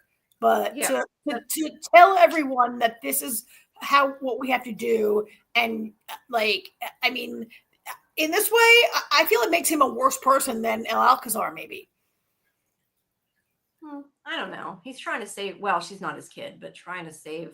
Yeah. So what? I mean, what? He's a corrupt politician who is rigging the system to benefit his family. Let's put it that way. Yeah. No, it's not right. I'm just saying, like, I wasn't sure how to feel because I kind of feel like, well, but what he did was for her, so it wasn't like it was. And look how she feels about it. Yeah. Oh no, she feels awful. Obviously, she's like, no. He's a terrible person. Yeah. So she runs to talk to Roberto, but he's not there. She gets Carol instead. And Carol's like, talk to me. What a mistake happens here. Yeah. And yeah, she says, if you want to talk to somebody, I'm here, basically. But he says, I thought he had picked her ribbon and lied. I never thought about him not putting them on the pigs at all. Ooh. Like maybe they just read a different name. I hadn't really thought about that. I guess that's a possibility too, but I doubt she would have got picked 5 times in a row. I assumed it was just he somehow snuck the ribbons away so they weren't actually on the pig. But you would think they would count how many pigs they had, though. That's why I said I wondered if maybe Alcazar like knew it and it was like an agreement between them. Like, I'll let you take a girl, but you can't take her. Was kind of the way I took it. That's equal bullshit. That's ridiculous. Also, the whole town should like. When the town, the whole town shouldn't be doing this. Should throw him in, he should go in the Walker pit. It's terrible. It is really, really awful, I think, to be leading people and telling them this is what's best for our town, as long as I don't have to participate in it, basically. It's terrible. It's almost worse than like a really... I'm not going to say it's worse than Negan because he's horrible, but at least with Negan, you knew who you were getting. And like with Alcazar, you know that you're getting a brutal jerk, right? Like... Yeah, it's just people do a lot of shit things to survive in this world. So it's kind of, Golden says, I don't like him either, but what's the alternative? Yeah, you don't want her to go. So it's kind of like one or the other. Silver says, good, The Walking Dead characters could be great with morally great characters. They do have, there is a lot of morally great characters in this show. That is true. I guess I just don't feel like this is morally gray. I think this is morally wrong. Well, yes, it's wrong, but he's doing it to save her, is my point. So what? We just talked about how Carol tries to save one person and she gets 200 people killed, and is that okay? No, right? I said, I'm not saying it's okay, but if it's your child and you're willing to do anything, like I can understand it. Whether it's okay or not is not what I'm saying. I'm just saying I can understand he did it, not that it was okay. Why hasn't anyone thought of that after 5 times? Well, that's what I'm saying. That's why I assumed that Alcazar knew it, because I have to question, like, there's an X amount of pigs. How does he not put one on a pig that's hurting? But I don't know that Alcazar comes in and counts all the girls in the town and makes sure that there's an adequate number of ribbons and pigs and everything. I guess. All he wants is a girl when it's over. True. It's wrong, but it's gray in the sense that he's doing it out of care. Maybe. Golden Child says, do we know for a fact that the girls are being tortured? No, we do not. We don't know that. We don't know. They're not being we are not assuming. You are assuming. I am not assuming. I am assuming because this is Walking Dead, and I don't think they're lavishing these girls with gifts. I think that they want women. I don't think. I mean, last week you just said, "Oh, they're being raped," and I was like, "Wait a minute, come on." I'm assuming. I know, but I just feel like in this show, like these men are giving riches and protection and all these good things for them to let you take their women. I mean, generally in any story, because it is a trope, if they're taking them, I have to assume that it's because for babies and to have sex with. Now, are they being mean to them? I don't know. I'm just saying, I'm assuming the way this show is, they probably are. That doesn't mean they are. I mean, we've seen it before. I really hope that's not it, because we saw it with Negan. We've seen it we've not only seen it like a million times on other shows, we've seen it on Walking Dead more than once. So I'm going to be really disappointed if it turns out that they're just brought there to be Alcazar's harem and be Also, you know how I feel about storylines that hinge on like sexual violence against women. It's a shitty, weak, lazy writing that I'm sick of seeing on like every show ever on TV. Right. It is kind of a trope though too. It's definitely. Silver says, I wonder if his mom knows about the ribbons. I'm guessing maybe not, or she wouldn't have had her look there. But I guess it's possible. Oh yeah, man. That seems like you wouldn't tell Unless her. she wanted her to find it, which I kind of doubt. Yeah. B says, I don't think we know anything about what happens to the girls except Elena seems to be putting on a front that the girls are taken care of. Yes. And she had a bruise. Yes. People are assuming because of the mark on the princess's back. Yes. Although Karen is referring to what I said last week, that I said I thought that they were probably taking them. And I mean, maybe they could be being sacrificed in a zombie pit. They could be given to King Kong. They could be like, we don't know, right? Yeah. Like, I mean, I don't really think King Kong is on this, but you know what I mean. We've seen like, I mean, there are other types of sacrificing the virgin women, right? I mean, that's why I said it's very tropey. I mean, I don't know. I don't know if it's what it's going to be, right? Like, I hope that this show can come up with something better than they're being sold into, like, given into sexual slavery. It's lazy and it's cheap and it's offensive to me. Okay, that's fair. I just don't think they're being. I just think in The Walking Dead they're probably not being treated well. I guess is my and that's again is my guess. I mean, I don't really know. They seem to be they have to marry a certain men against their will. Yeah, I mean, they say they're taking them for the men in the town. I mean, in Alcazar, that's what they're saying. So I'm assuming it is to marry men, but whether they're treating them right, I mean, in that sense, I mean, romantic marriage is a new, relatively new invention in the last like 150 years, and for centuries, and really still around the world, people are bartered into marriage by their parents. Yes. All over the world still, right? As a business deal. Yeah, and I mean, to be fair, this place is like a rich city with, he's like gonna be king or whatever. I mean, who knows? Maybe these women are living better lives than they would in that town. We really don't know. We are assuming a lot of things. No, I am really trying not to assume anything. I am assuming a lot of things. All right. Yeah. We saw it with Dawn. Grady letting the men have the female. Yep, that's right. When she was in the creepy Grady hospital, when not Beth, not Dawn, Beth, right? When she got separated from Daryl, right? Yeah. I think they mean Beth. Wasn't the hospital called Grady? No, was there a town called Grady? I don't remember that many details. Sorry. But anyway, yes, we've seen this before. Kimberly, yeah. Going back to the scene with the current lady that is his wife with the other lady, she made a comment about what happened to your back. What do you think that was about? I mean, I definitely think that was implying he beat her up, but again, Jamie, she could have been carrying like heavy stones on her back and gotten a bruise. I said right? Again, yes, but I'm assuming that was the implication. That was what they wanted you to think, at least. Whether that's the case, I don't know. I mean, she says I fell off a horse, and I felt it was very much like the standard. Like, how many times on Law and Order has a woman had a black eye? And she says, "Oh, I walked into a door." Right? Yeah. Like that was the I walked into a door thing. Yes, definitely. She's not telling the truth about it, but I mean, a bruise here is a. I mean, it's a strange place. If you think she's being abused by her husband, like he's purposely just beating her on the shoulder, so she only gets a bruise on the shoulder, like that's very strange and weird, right? Yeah. Like, why? Like, she would be bruised, I think, it was a weird place to have a big bruise to imply that you're being, Yes, it was at the hospital. Grady was the hospital, yeah, and it was Beth. Yes. Was there? Let's see. Don't tell Carolina's being abused by her husband.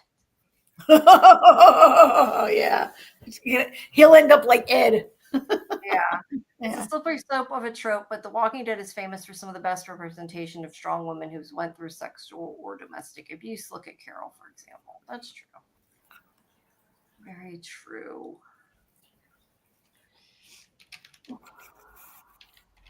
All right. Sorry. So yeah, either way, Carol basically says to her, I forget, wait, I lost where I was. This is where Carol. This is just her saying, I'm here to talk if you need to.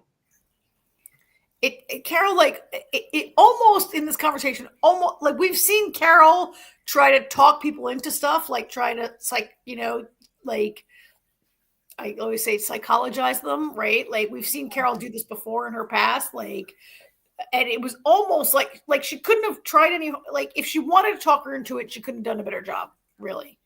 Yeah, but this isn't the conversation yet. Like this Carol puts the idea. Oh wait, this is not the conversation. Yeah, no, this is just her saying I'm around. So Daryl stops at the statue. He puts down the Rubik's Cube, which is for the kid. Laurent. And he says hopefully he has another one by now. So yeah, that. This is so annoying. This is so annoying to me. I commented on this in the live stream how much I have a problem with him stopping.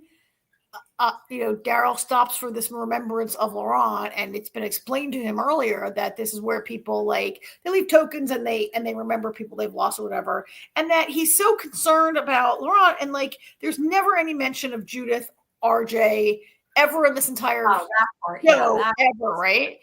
And that he or anybody that he left behind, that he's trying so hard to get back to these friends. They're only ever called friends, right? We're trying to get back to our friends. And I'm like, oh my, like I just about family. You could call them family. And yeah, I agree. Like, why isn't he putting something there for RJ? I don't think he has anything for RJ, but he could have put like 3 shells there for the 3 children, or he could have put like, I don't know, like it's a little like, I know that maybe they're worried about, I think that the people who create the show think there might be people who this is my only Walking Dead. I've only ever seen Daryl and Carol, and that I don't have the previous like how many seasons there were, right? Like that I don't maybe have the knowledge, and that do they think that most viewers don't know about Judith? I don't know. That's not, but it is annoying. But I don't understand why he left him in the first place. So that's, neither here nor there. Yeah. Let's see. You can't see PPP in this photo. Right in this frame. Yeah, I that's just the one that I took. Sorry. I wasn't looking for it, or I would have tried to get it, but let's see. Getting Laurent, Jeffrey Grimes, PPP, and Jerry references was so great, making the show feel connected again. Yeah, so why not? I agree with you. Like, why not even just say 3 shells for the kids that I know? Like, you're right. He didn't. It's just kind of a callback, I guess. Silver, that was specifically about Laurent because he had an item for Laurent and isn't sure if he made it safe to Commonwealth. He knows Judith and RJ are likely safe at Commonwealth. Because the other ones there do such a great job of not getting people killed. Yeah, I guess, I guess there's part of me that just, like, the Laurent story, like, I liked the way Daryl bonded with Laurent. That there was just so much else about the storyline, like, that was problematic, right? The cult and everything last year. It was, Daryl's always had an affinity for children, really. And that bond makes sense. It just like it's just they think that they act like the other kids disappeared. Well, that it bothered me too. I said before I didn't understand that he left without like them saying, well, they're gonna stay with such and such, like he just left them there, like, and then Michonne left him, Carol left him there, Michonne left him there. He's never had kids, but he definitely parented them. They're not his kids, but yeah. And he calls Rick his brother. Judith and RJ are, so equally niece and nephew. You could say his family. He doesn't have to say his kids. He could just say his family. It just bothers. I thank you, Bea. I'm glad to see like I'm not the only one that feels like pretty strongly about how they've never mentioned these kids ever since season 1, which, he left to find their father. I mean, he left to find his friend Rick, his brother, but to find these children's father, right? Yeah. Okay. Well, I was saying it's possible it has correlation to the CRM, considering Major General Beale mentioned they have spies all over the world. With the PPP thing, yeah, could be. I don't know that we're going to get any more CRM story anytime soon, though, which is kind of a shame. I actually found the CRM part of the story interesting, but it's probably not going to be for a while. This is Silver, though, also is a good point that maybe they're not sure how they're going to wrap up the story, so they don't want to tease that until they know what they're doing, maybe. But throw in an Easter egg about Rick's brother, though. I mean, yeah, it just seems, they could have said something. I mean, I don't know. It irritated me, that's for sure. All right, so then this is where they have the conversation about Alba. And she says that, her and her mother won't survive without each other. She has no parents. Why is that? That's not fair. And Carol's like, none of it's fair. And she wants to do something to fix it. And Carol says that she knows it's frustrating, feeling so helpless. It makes you, and then she says something to the effect of, it makes you feel like if you could switch places with them, you could fix it. But sometimes you can't. And it's like, Carol, why would you put that thought in her head? Look, I know she didn't mean it that way, but it was kind of like, no, don't say that. She's going to do that. This season, every time Carol opens her mouth, like something bad comes out of it. Yeah. Yeah, definitely. So we know something here is going to go wrong, and you're right. I volunteer as tribute. It is kind of Hunger Games-ish, but yeah, that's what's probably coming, and it's going to be Carol's fault. Yeah. Silver said Andrew Lincoln said today they're working on his next story. I thought they weren't going to do any more of that series, though. I thought he had said he didn't want to do any more. I don't know. Maybe he needs a tuition payment for his kids. Yeah, it probably depends how much say he has in what happens. And also, maybe he's finding out he isn't getting as much work now, and he was like, I want to do it. So Carol comes in to see Antonio, and wait, I skipped something here, I think. I don't know. There's the comment about Ohio having a shit ton of corn was in there somewhere. Yeah. Yeah. Carol comes in. She's like, oh, you were having guests. I'm sorry. And he's like, no, you're the guest. Like, he was putting out, it seems like a romantic dinner. Definitely. I mean, okay, it seems romantic, but they only have candles because it's the apocalypse also. Like, right? They have a lantern right there on the side, Karen. Look at the lantern. But they don't have like light to light up your hat. Like, every dinner you're going to have in the apocalypse is going to be lit by candles and seem romantic. But I get it. Like, I mean, I know what you're saying.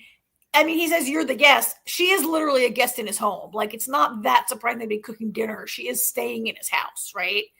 And I'm not aware that she's been locked in her room and not been allowed to have but it. No, I think it is done in the way set the table and put the I don't know. To me, it looks like it's more meant like a romantic, and that's why she's like, "Oh, you have company coming." He's like, "No, it's for you." Like, I mean, there's only two of them. It's set for two because there's only two people in the house. Daryl and Roberto are out. Yeah, that's true. I don't know. To me, it seemed like it was sort of hinting that it was meant to be sort of romantic. I don't know. It could go either way, but I still think that that's what they're going for, or at least that they will be going for, because it seems like that's where he's positioned to be her romantic interest. I don't know if it will go there. We'll have to wait and see. B said, I heard some reactors to the show say Carol purposely put that idea in her head. I think it was an accident. Carol's going to blame herself. They can't leave her with nothing to be guilty about. Yeah. I definitely don't think she told her that on purpose. I don't think in that instance Carol had any ulterior motive. I feel like Carol being sneaky and trying to give her opinion, if she had been sneaky, not that she wasn't in this episode, but I'm saying if she had been, like, to the adults, yes. I don't see her doing that to them, to the young people, because she would know that it could get them killed. So yeah, I definitely don't think it was on purpose. I could totally see her doing it. I just don't see it in this case. I just don't see it in this case because I don't see what the advantage would be to Carol to do that. Like, it's nothing to Carol whether Alba or Justina goes. and it's maybe worse for Justina to go because she knows her. I don't think Carol did it on purpose because I don't see any motive. That's fair. Or benefit to it. But I don't think that they are too young for Carol to manipulate. No, I just don't think so. I guess I'm just looking at it that she's like, oh, this, romantic couple that's so great and innocent, all this that she was saying the week before. I couldn't see her be like, well, now you should switch places with her, and then you could take. I also don't see that. I only take issue with the idea that Carol wouldn't manipulate a young person. She would if she needed to. She would. I just can't see her manipulating them, I guess, but who knows? All right, so they're gonna have dinner. And then we switch to, let's see, Daryl and let's see. Oh, this is, maybe I had it up order. This is the Ohio thing. Carol and Antonio, I guess, they must have been walking down the street because they see a woman crying. I don't know if I wasn't sure if that was Alba's mother or that was Fede's mother. I wasn't entirely sure, but either way, I think she figured it out, and she's kind of like, oh shit, now what? They do figure out that might could possibly happen. Also, let's see. Oh, there's a conversation. I skipped something here. While they're having dinner, this is where he says, if you need anything else, just ask for it. You can have a solar panel. I have an extra one. And he's like, if you need any food from the storeroom, just take it. Like, because he knows she's been stealing it. And she's like, oops. You could tell she knew that he knew. So yeah, she's like, I'm sorry. And he's like, well, you saved my son's life, so it's okay. Yeah, but he says something like about Justine always wanting to help others, and said that if she doesn't know what she would have done if she had helped her when he was sick. And she says, oh, she's been lucky so many times that she feels responsible. And he's worried. I think he says something like he's worried she'd do something like try to volunteer. I think he says it. He says it. Yeah. So yeah. Then Carol's got this like, oh shit face, like she figures it out. And they run to town, and this is where Fede is like, hey, Justina has volunteered to go in her place. And can you talk for like 2 seconds? I need to run out a second. I will be right back, okay? Yeah, beep. Sure. I can't advance the photo, though, so we'll just look at this. That's okay. Just talk for a couple minutes, okay? I'll go as fast as I can. Yeah, so she's offered herself in Alba's place, and I think this is very close to the end of the episode, and we actually see the car pulling out, right? And people are like, no, Justina, no. And she's like leaving. One thing, you guys, that I thought in the scene, like he's done such a good job of shielding Justina and keeping her ribbons out. And he doesn't prevent Justina from doing this. Like, I guess Justina must have not gone to Fede. She must have gone right to El Alcazar to volunteer, because Fede would certainly have stopped her, right? Like Fede would be like, no, you can't do that. Talk her out of it, and probably go so far as to like maybe lock her up or something in the closet, right? I don't know why I said the closet, but somehow physically prevent her. So I think she must have just gone straight to El Alcazar. And I mean, actually the captain here says she has offered herself to El Alcazar. And I mean, yeah, I guess she just went right around Fede and end ran him to go in Alba's place. So off she goes in the car by the end of it, which was funny because I didn't know they were leaving that night, right? Like we saw, I forget the name of the young woman who's like the princess who came. Like they're both in the car leaving together. And I guess it wasn't clear that they were leaving tonight, and Justina has gone at like the last moment and volunteered herself to go, right? So yeah, B agrees that she had to have bypassed Fede. Silver's channel, I really wish we saw Fede's initial reaction. Yeah, that would be great, right? Because he seems so calm and collected, just like a normal mayor. He's not crying, he's not freaking out. He says it in a very officious kind of manner. She's offered herself to Alcazar and Alba's place, and they're going.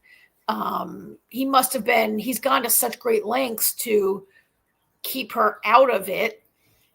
That, yeah, he must have, I don't know if we'll get to see that or see some kind of reaction. The promo from next week almost enough to deal with it.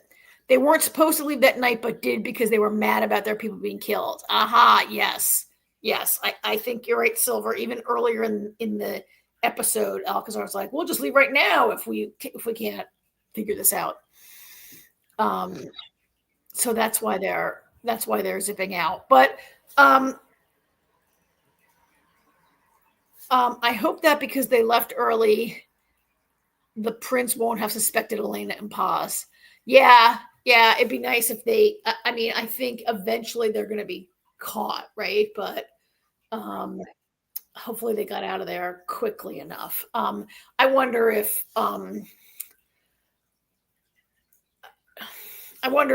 so I think it's inevitable that Carol is like, Daryl, we have to go save Justina. It's my fault that she sacrificed herself. Oh, yeah, of course.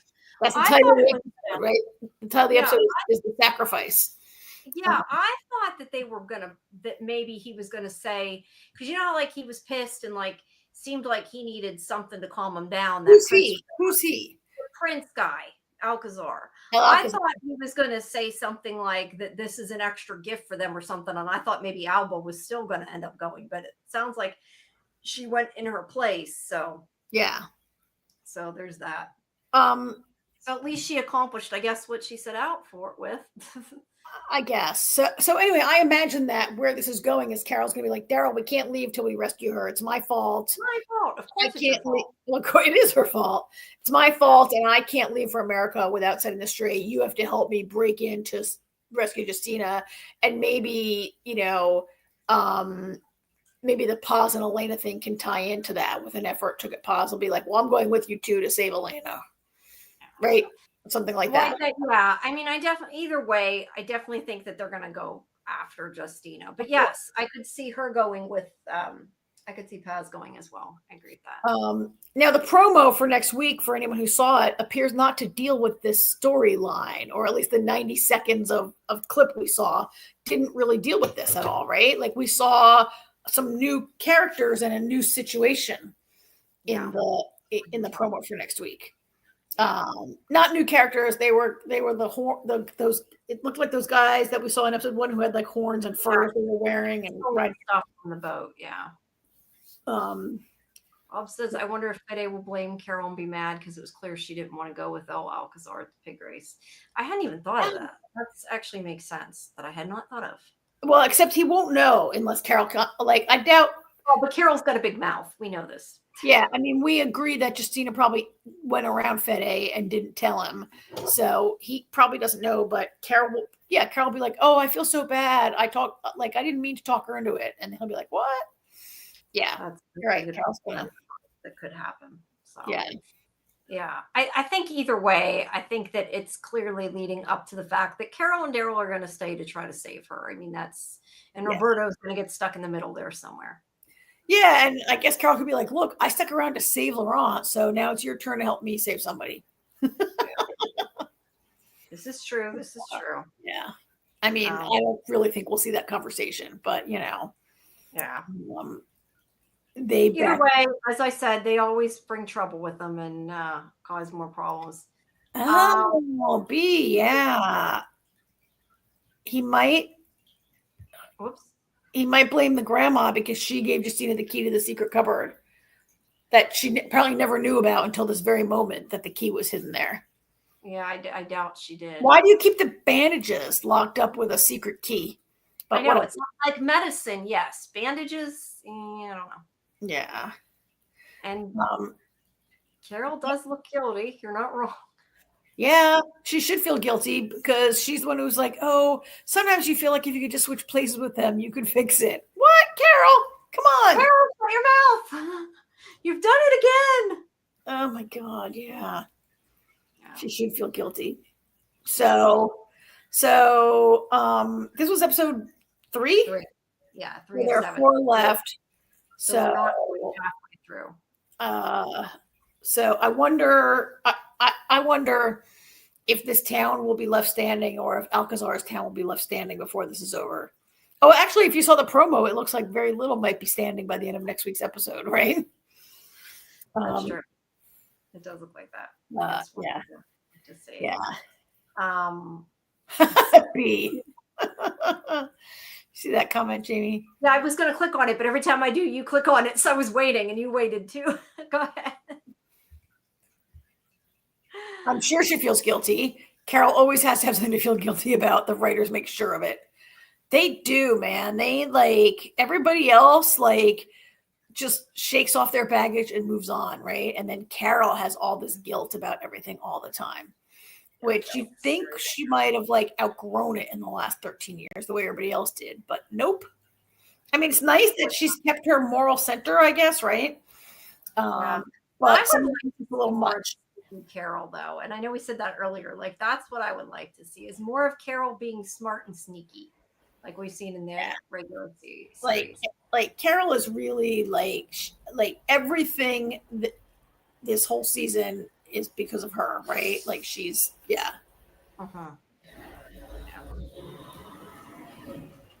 What is that? That's a vehicle outside my window. Oh, okay. It just sounded really weird. It's amazing, really, that Carol made it from the Commonwealth to Maine to Greenland to France, like all by herself, and found Daryl. But she was. I say I want to go to Europe. If I was in The Walking Dead, I could do it without money and without time. Jeff should have to find somebody like Ash that you can manipulate and then get killed. Yeah. It is. Look, it is ridiculous that she made it all the way over to France and then they went to Spain, and it's dumb. But I mean, that was where they wanted to have it take place, and I'm glad they're back together. So I'll deal with it. It looks really cool. I agree. It does. Yeah. Really cool. I mean, I think. We've talked a lot about the CRM and PPP in the chat this week, and I think we all were expecting, like, we know that the outbreak started in France, right? We knew that from Jenner, and we've seen, like, a couple of different things, even at the beginning of this show, when the show was spun off, like, about a lab in France, right? And we're not going back to France, it sounds like. So. No, and Kirkman had always said that in the comic book he was never going to reveal how it started. That's not really what interested Kirkman about the story, was the origin of it. And I don't really know if we're not going to get it out of this show, I don't think. Probably not, but that kind of stuff interests me, but I guess, Yeah. What it is. Whoops, Golden Child says she's definitely saving those hot dogs for something. Yeah. And that's why she said next time they'll try a blimp because it's so ridiculous. Yeah. It is. Look, it's like I said before, it's like the unlimited bullets. It's just something you have to move on. Yeah. They travel country in a day. It's Yeah. But I'm glad they're back together. That was what I wanted. I didn't want to spend the whole season them separated. And I feel like they wanted to scare you that was going to happen, considering what they did at the end of the first episode when there was like the non-cliffhanger, right? Oh, and Carol disappeared for like 45 seconds. Yeah. Exactly. Mm-hmm. It's utterly ridiculous. We never got into the virus again. Origin in France, especially with the World Beyond end credits established. Yes, right? I totally agree.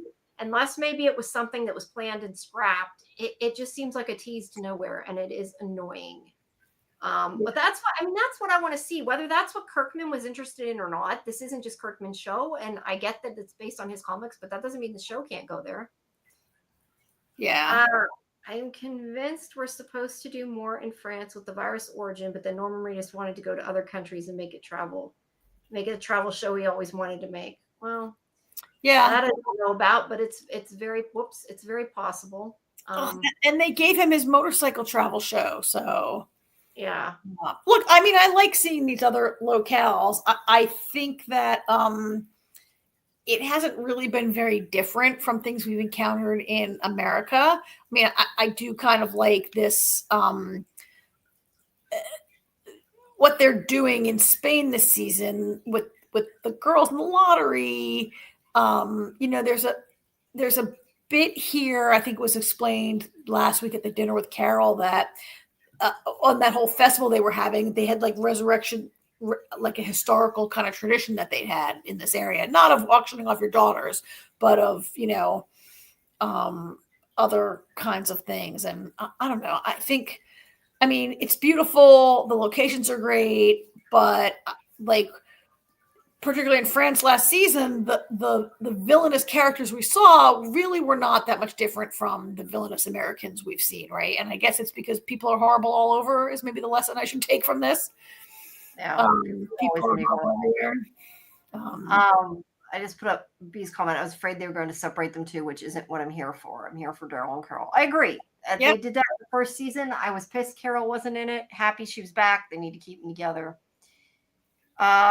Norman's personal wishes plus adding Carol to the show really changed the show a lot. Isabel would likely be alive as well if Carol wasn't there. Yeah. Look, I mean, I understand to some extent them giving them what they want. I mean, they are the ones with putting their lives into it and taking the time. I think that sometimes the decisions that they've made, letting the actors kind of get what they want, maybe has helped it, like with the ones who live, because it denied it. And, Andy Lincoln working on the show, I think probably made it better. But, I mean, so are they catering too much to them? I don't know, because it's also hard to tell how much of that is like hearsay and how much of it's actually, and how much of it is like when you get to be at this level within this franchise, give them what they want or they don't do it, right? Like, that too, yeah. And now, correct me if I'm wrong, Jamie, or other people on the chat, gang in the chat. This show was originally supposed to be a Daryl and Carol spinoff. When they decided to shoot in France, Melissa McBride dropped out. And that's why it became Daryl only. And then Melissa McBride, her family situation changed maybe, and she was able to come on board for this season. So I agree 100% that like adding Carol to the show really changed it, and Isabel probably would be alive and that would be the show. And they went a different direction, and then they had to dial it back to the first direction, right? Yeah. I think if that was the case, they should have just waited a year to make it. Like, because now it's become Daryl show. Like, they can't even change the name of it, like they should have just waited till she was ready, I think. Yeah. Bob says, I have to wonder if Rick is already back at the Commonwealth in the Daryl Dixon timeline. If so, could we possibly see him use his resources with the CRM to find Daryl and Carol? That would be cool. I don't see it happening, but it would be cool. Yeah. I love Norman and Melissa, but actors don't always know more than, I assume you mean more than writers. We'd have so much more CRM in The Ones Who Live if we didn't focus so much on the romance and sex in that show. Yeah, it was really That's fair. It really seems like Melissa got pushed back into the show last second because of really angry fans.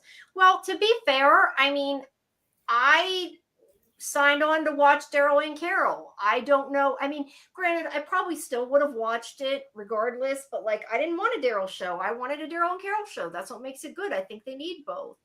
And again, it's hard to tell what is, some of it might just be kind of the rumors. It's hard to tell what's true and what's not.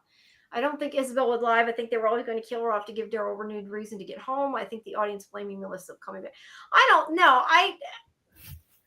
I don't think, I mean, what we're saying isn't blaming, her come back to saying that the storyline might have changed in order to accommodate different things. But again, it's hard to know what's true and what's not true. I mean, I would say I wouldn't blame Melissa McBride, but I would blame the writers for not wanting to have two females in Daryl's life. Yeah. Because I don't, and the other thing is they don't listen to fans a lot of times, so I don't know that I necessarily say.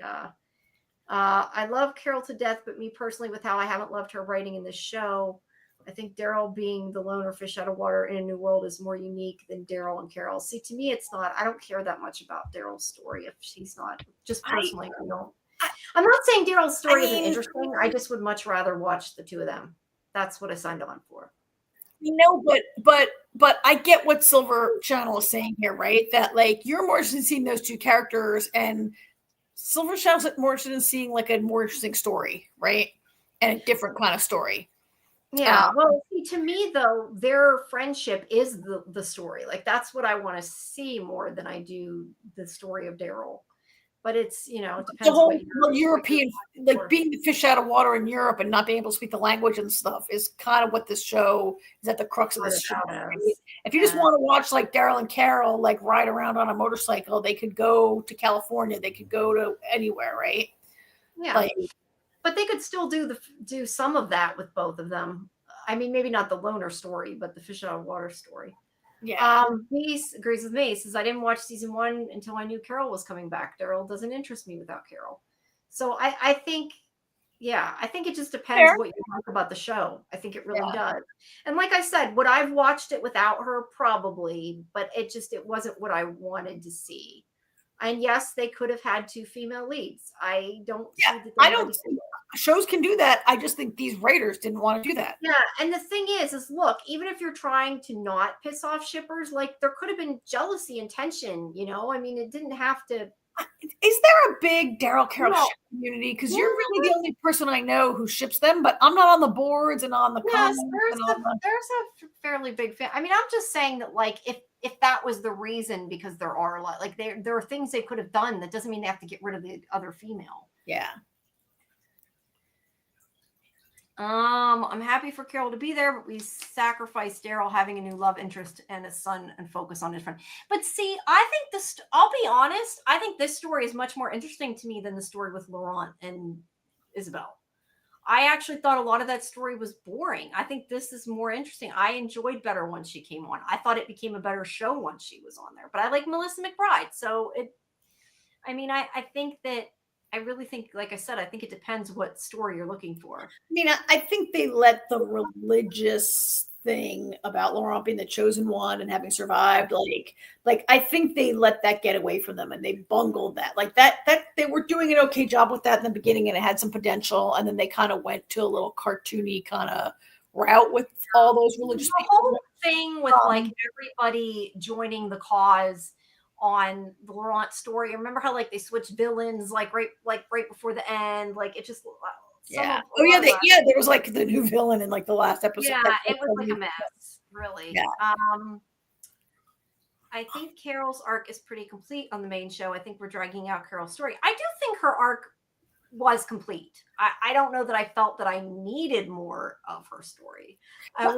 Not only was it complete, but they just like extra completed it in the tunnel by making Carol like finally like I mean, I wasn't really aware that she hadn't accepted or dealt with Sophia's death. She's been like, I understood she was sad and will always grieve her daughter, but like this thing, what I felt was kind of invented that they gave her last season. But now, so they extra double completed her story arc. If it wasn't Carol and Melissa McBride, this would be a character who is ready for a death, because what more is there for her, right? Killer, yeah. Silver's telling you Carol's ballistically huge. Thank you. Again, I don't spend a lot of time online. I don't read a lot of. I don't read. I mean, honestly, I don't either. I'm not. There is a lot of I found that out before. There is a lot of ugly parts to this fandom. If I'm 100% honest, there are a lot of people that get really mad and they fight over it, and I don't get it. There are a lot of people that will get mad because like they think they're fans of Rick and Michonne. I love Rick and Michonne. I like that ship too, but I like Carol too. And I know that sometimes those two fandoms don't seem to get along. I don't understand why. I try not to. I try to just kind of stay out of all that. But I like both ships, and I know there's a lot of people that do. I just don't really follow a lot of the online chatter, period. But I know people were upset when she didn't come back. I was upset when I thought she wasn't coming back. I mean, yeah. I love France. I lived there, but I was bored with Isabel from the get-go.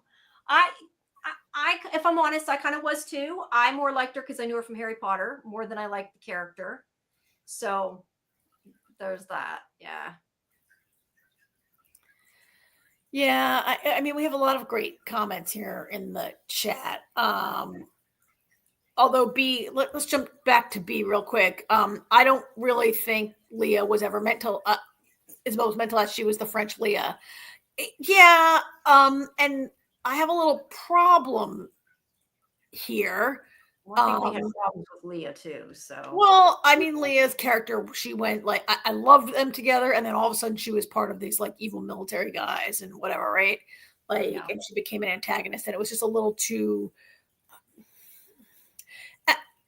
I kind of feel like, okay, so again, I didn't know that these Carol and Daryl people were like, I mean, I know there's some people who ship it, but I really didn't know a lot of shippers, and I didn't know it was like ballistically huge. But part of me feels like Carol and Daryl are never going to get together, and yet it prevents Daryl from ever having like a true love interest that can last. Like, he can only have a love interest that lasts one season and gets killed because the Carol Daryl shippers won't tolerate it, right? I would hope, and I could be wrong, but I would hope that regardless of what shippers there are, that the writers with this show don't always make the best choices, though. So maybe that's not the case. But I mean, I would hope that writers of a show would write what they think should be written and forget about what the fans write. I mean, like, I want to see a good story above all. I mean, I'm a shipper, but like, I can be a shipper in fanfic. I don't think it's going to happen. I never said I thought it was going to happen. But I like seeing the tension too. Like I said, they could have had him be with Isabel and had her kind of be jealous, and there'd be people like you that said, "Oh, she's just jealous, she's losing her best friend," and there'd be people like me be like, "No, she's jealous," and they could have done it, and they could have kept up that dynamic, and it would have been fine. But I also understand they probably want to make her the other lead though too, and Isabel was like the co-lead at that point a little bit too, so that could be part of that. I don't know. Back up to Silver's channel. Silver, and by the way, Silver, you have a channel, I guess, and it's called Silver's channel, and I should check it out, I guess, right? But at the end of the day, you need to focus on old and new. We keep killing off the new characters, and how can the franchise live only relying on actors who've been doing this for 15 years, right? Yeah. And who one day, a lot of them are ready to move on. We could have, different stories, and it could still be good. We don't necessarily need the same. Yeah. All the same ones. Perfect middle ground would be to build a dynamic between Carol and Isabel. Isabel's becoming a fan favorite in the franchise, and we killed her too early. Just like Okafor and Nat in The Ones Who Live. Yes, I love those guys, right? And they basically lived one episode, right? Yeah. Or two, maybe. Yeah. Carol and Isabel are both victims of abuse, and it could have been a very interesting, tense, frenemy dynamic. Yeah. Oh my God. You guys need to be writing fanfic. Yeah. I saw, you see this one? Be some. I went back to France to cock block you. I could kind of see her saying that just to be a smartass, but yeah. They could have. I think they could have. Yeah, they could have been there. And I agree. The CRM is, and look, I thought we were getting that finally. I thought that was the point of the Rick and Michonne show. I mean, that was definitely where I thought it was going originally. Mm-hmm. And that is, I'll be honest, that's the story I want to see. That's what I think is interesting. All those kind of like twisty plots. Like, look, I know this is first and foremost a zombie show. I'm not saying it's not, but like, it seems like a lot of time these spinoffs, it's like the same stuff rehashed. Like, I'd like to see something new, or show a series that's like in the future with, Judith, even like grown up or something. Just do something different. I mean, it is a zombie show at the end of the day, but after 15 years of it being about like survival, like, when is it time to be a show about rebuilding? And we've seen only a little bit of it. Like, we saw some Alexandria, Commonwealth, but those are really about things that went wrong, right? And even Maggie living at the Bricks, and the stuff with like Negan and whatever those people are called that are the new, that all dress like Civil War cowboys or whatever. What are they called? The power in Dead City. I don't know what they're called.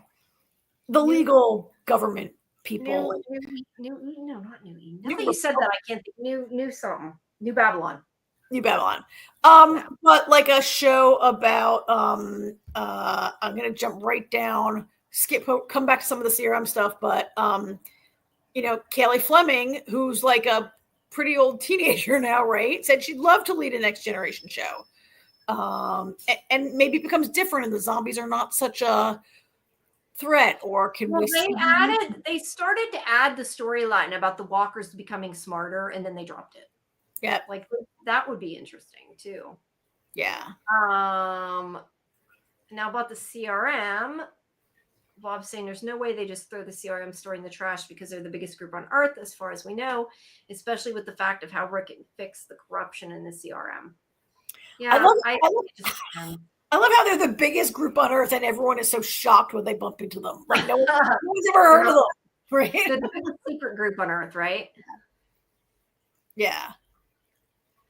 And how I mean, I'd love to see that too, because how the CRM is like existing up in Ithaca, right? Weren't they in Ithaca? Like I don't New York? That. They were up.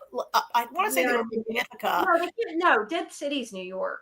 No, but Ithaca, where the CRM was located in World Beyond, I think is Ithaca. Like their major, their big headquarters was in Ithaca, which is not next door to New York City, but they might be able to know about what, right? Like the CRM's so interesting because they're everywhere and yet nowhere at the same time, right? I don't know. See, I thought like the whole, that's part of why I liked even like World Beyond, a lot of that story. I found it like, like I said, I like the zombies, and I get that like the zombies, the main part of the story, but like something different, like super zombies, or, you know, them being smarter or whatever, like some kind of other story to me is more interesting. Variants could be the future of the franchise, both in France and in season 11. They were so interesting. Yeah, like they were starting to be able to climb. Remember that, like, Aaron was like, did that zombie just climb? No, zombies can't climb, right? That was that's what I was saying. But sometimes I wonder, are they just trying not to get too far from the original? Like, why not? You know, you're going to run out of material when you're rehashing the same stuff. We need some new stuff. Yeah. Okay, let's see. Yeah. Timeline. See right there. Yeah. I don't know. I guess that does depend on I don't know. I just kind of like, they weren't in that show, so I just look at them as two different shows and didn't really think too hard about it, to be honest. No, to get from wherever Maggie lives at the Bricks, I think it's sort of southern. To get from like, or I feel like Richmond was mentioned. Like you have to go to get to New York. You have to go right up 95 past Philly, right? Like, no, but they're also not usually in cars either. The most of the time they're on foot, which kind of makes a difference, I feel like. I mean, I just can't see that the CRM would be in Philly and not investigate New York City. Yeah, that's a good point. Yeah, I'm not, yeah. Yeah. It's I guess these are, the Bricks is in Jersey. Yeah, because they go right across the river. How Maggie came to live in Jersey is another question for the ages. I don't know where they came from or how they got there, but it is really like they're Dead Cities in New York.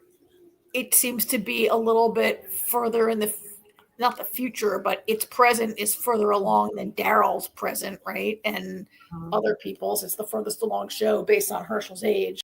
I mean, Herschel's just not that much younger than Judith, really, right? Oh, yeah. Do you have your window open, or is it that loud even with the window shut? You know, so there's a stoplight outside, so like trucks and buses have to stop, and then when they light turns green and they accelerate, they get loud. I've lived here so long I don't even hear it. I don't even notice it. I'm sorry. You know what I was just going to say, because I'm dumb. I was just going to say, I'm looking at your picture. I'm thinking, but you look like you're at your father's. Yeah, it's a fake house. I know it is. It just, for whatever reason, I don't have a grand piano. No, I know. I just have used to seeing that. Yeah, no. It's just funny, but yeah, I live more in the country, so I don't get a lot of loud noises. Yeah. I feel like they abandoned the CRM plot after Rick and Michonne blew it up like superheroes. Yeah. Maybe it just depends what they're doing with that show. Maybe it depends whether they decide to bring it back. You know what I mean? I'm so not interested in that show. I watched it with you, but Rick and Michonne are the couple I don't get. I just never saw a spark between them. I never got them. it's partly because there was sort of a time jump that there was a time jump and they woke up together. And it's probably because I read the comics and Andrea was Rick, Rick and Michonne are never together in the comics. And Rick and Andrea have a long relationship. And Michonne, like, then maybe it depends. Has a lot of other things that she knows. I haven't.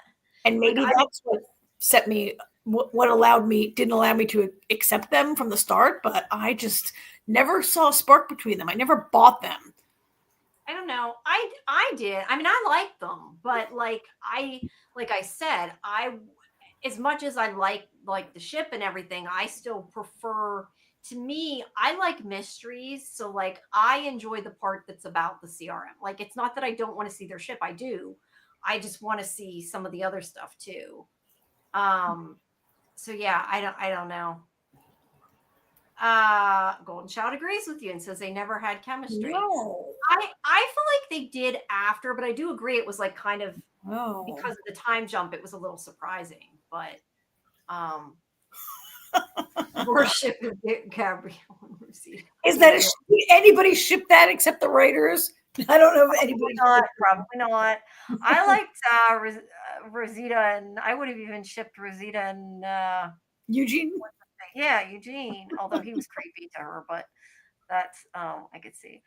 Rick and Michonne is such an odd couple. Rick and Andrea is much better. I hope Rick and Jesse would become a Rick and Andrea. Oh, Jesse, God no. Jesse was that really annoying one with the kid, wasn't it? Now, granted, I haven't read the comics. Maybe she's not as annoying in the comics, but isn't Jesse the one that had that little boy? Or and they were eating, and she cut Rick's hair and she got eaten by zombies. Yeah, she was so annoying. I'm sorry, I did not like Jesse. I mean, the actress was fine, but I didn't like the character. It annoyed me. Yeah. World Beyond also had Beale's son, who's never mentioned in The Ones Who Live. That showed me so much to focus on romance. Yeah. At first, I didn't see Rick with Michonne, but on subsequent watches, it made sense to me. I do feel like it was surprising because Rick's type was a damsel in distress until Michonne. That's true. See, that's what I mean. Like, I guess I didn't expect it, but like I accepted it once I saw it. So I like the ship, but like I also think that when I like ships, I tend to gravitate towards like the ships that like I want to see happen that probably aren't going to happen. More like that pining, you know what I mean? Like, or if they're going to happen, it's not going to be for a really, really long time type of thing. Like, I think that's part of why maybe I like Carol and Daryl, like, because you want it to happen and it's just not probably going to. I don't want it to happen. No, I know you don't. But I mean, like, it's not like Rick and Michonne, like it was a romance. Like, I tend to gravitate towards ships that aren't like official. Does that make sense? That aren't like officially romances in the show. Yeah. The CRM military were the ones that went out in the real world and explored. So considering Rick kind of ruined all that for them, there's a good chance they stick to themselves not caring about New York. Maybe. I guess like that's where Althea, was that her name? In Fear, she goes off with that CRM pilot, right? To go live together in a cabin somewhere. Like they were out exploring the real world. And Rick did ruin all that for them. Because that's what Rick and his people do. They ruin things. Yes, the actress was great. I'm not saying I didn't like the actress. I just didn't like, I don't know. I didn't like Rick and Jesse together, I guess, it was annoying to me. Well, they didn't really give us a chance to have them together. They had her killed very quickly.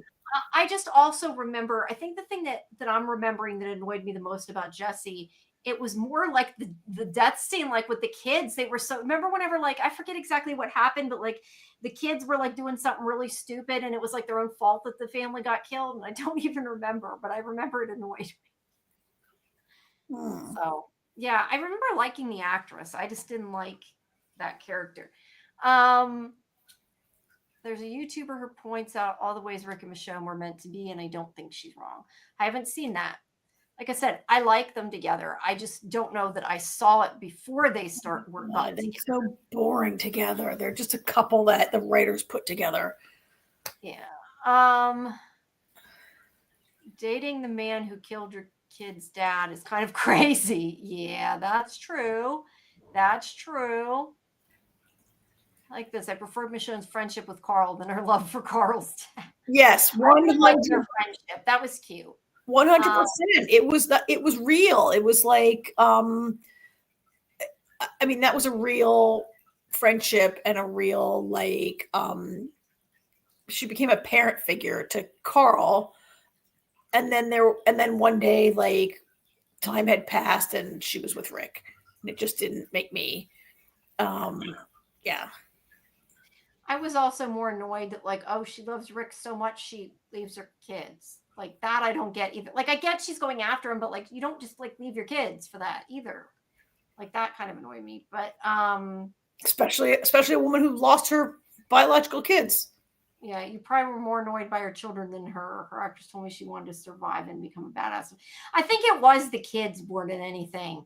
I just remember that scene with, like, the two kids and Jesse and Rick, and they're, like, holding on to each other. And I just remember the kid did something really stupid. And I'm like, I mean, you can't really blame a small child for being swept away by a horde. No. I blame the writer for making mother for, like, you just, like, and then the mother goes to save the child and is killed, right? Yeah, like, no. In real life, yes, but in a TV show, it was boring, and I didn't enjoy that part. Really, like you just justified Fede, like, scamming an entire town to save his daughter, but you think Jesse and her son are, like, Jesse's stupid for saving her son? No. It wasn't her. It was something stupid the kid did. I don't even remember what it was. Kid. Something really. You're right. Okay, you cannot watch The Walking Dead with Carl, the most, like, and then blame other children on the show for not reacting in a way. Yeah, and I said in real life, I agree with you, but in a TV show, I just remember being annoyed by the kid. I don't even remember why. I just remember I did not like that scene, and it, like, irritated the shit out of me. That's all I remember. I remember Carol manipulating that child. See, I don't even remember enough about the child. Yes. Anyway, whatever. We don't need to read it. I don't remember. 10 years ago. I think they're friend. People hate kids on The Walking Dead, but I think their stupidity is what makes the show realistic and grounded. That's fair. I don't know. I think the two of us tend to not a lot of times like kids on TV shows, no matter what. Yeah, a lot of kids don't have a. I mean, Carl had a story arc, but a lot of kids on shows don't have a good. That's fair. Reason for being on a show. What more annoys me is when you have a kid on a show that, like, has no plot point, and so they just, like, disappear for a while. Like, if you're gonna put a kid on a show, make them be part of the show. Like Carl at least was part of it, like, throughout the show. It's not like they just show up once every few months or something. That's what annoys me more than anything. Well, it's a good thing you don't watch soap operas where a kid is 5 and then suddenly they just get a new actor and they're 15 and they change. Yeah, I know, right? Yeah. So. Yeah, RJ has no plot point and it bugs me. That's true. Did he ever have more than, like, 10 lines? And if you add all his lines together, he was really a. I feel like that child was put on the show to make people like me accept that Rick and Michonne were a real couple who had a baby.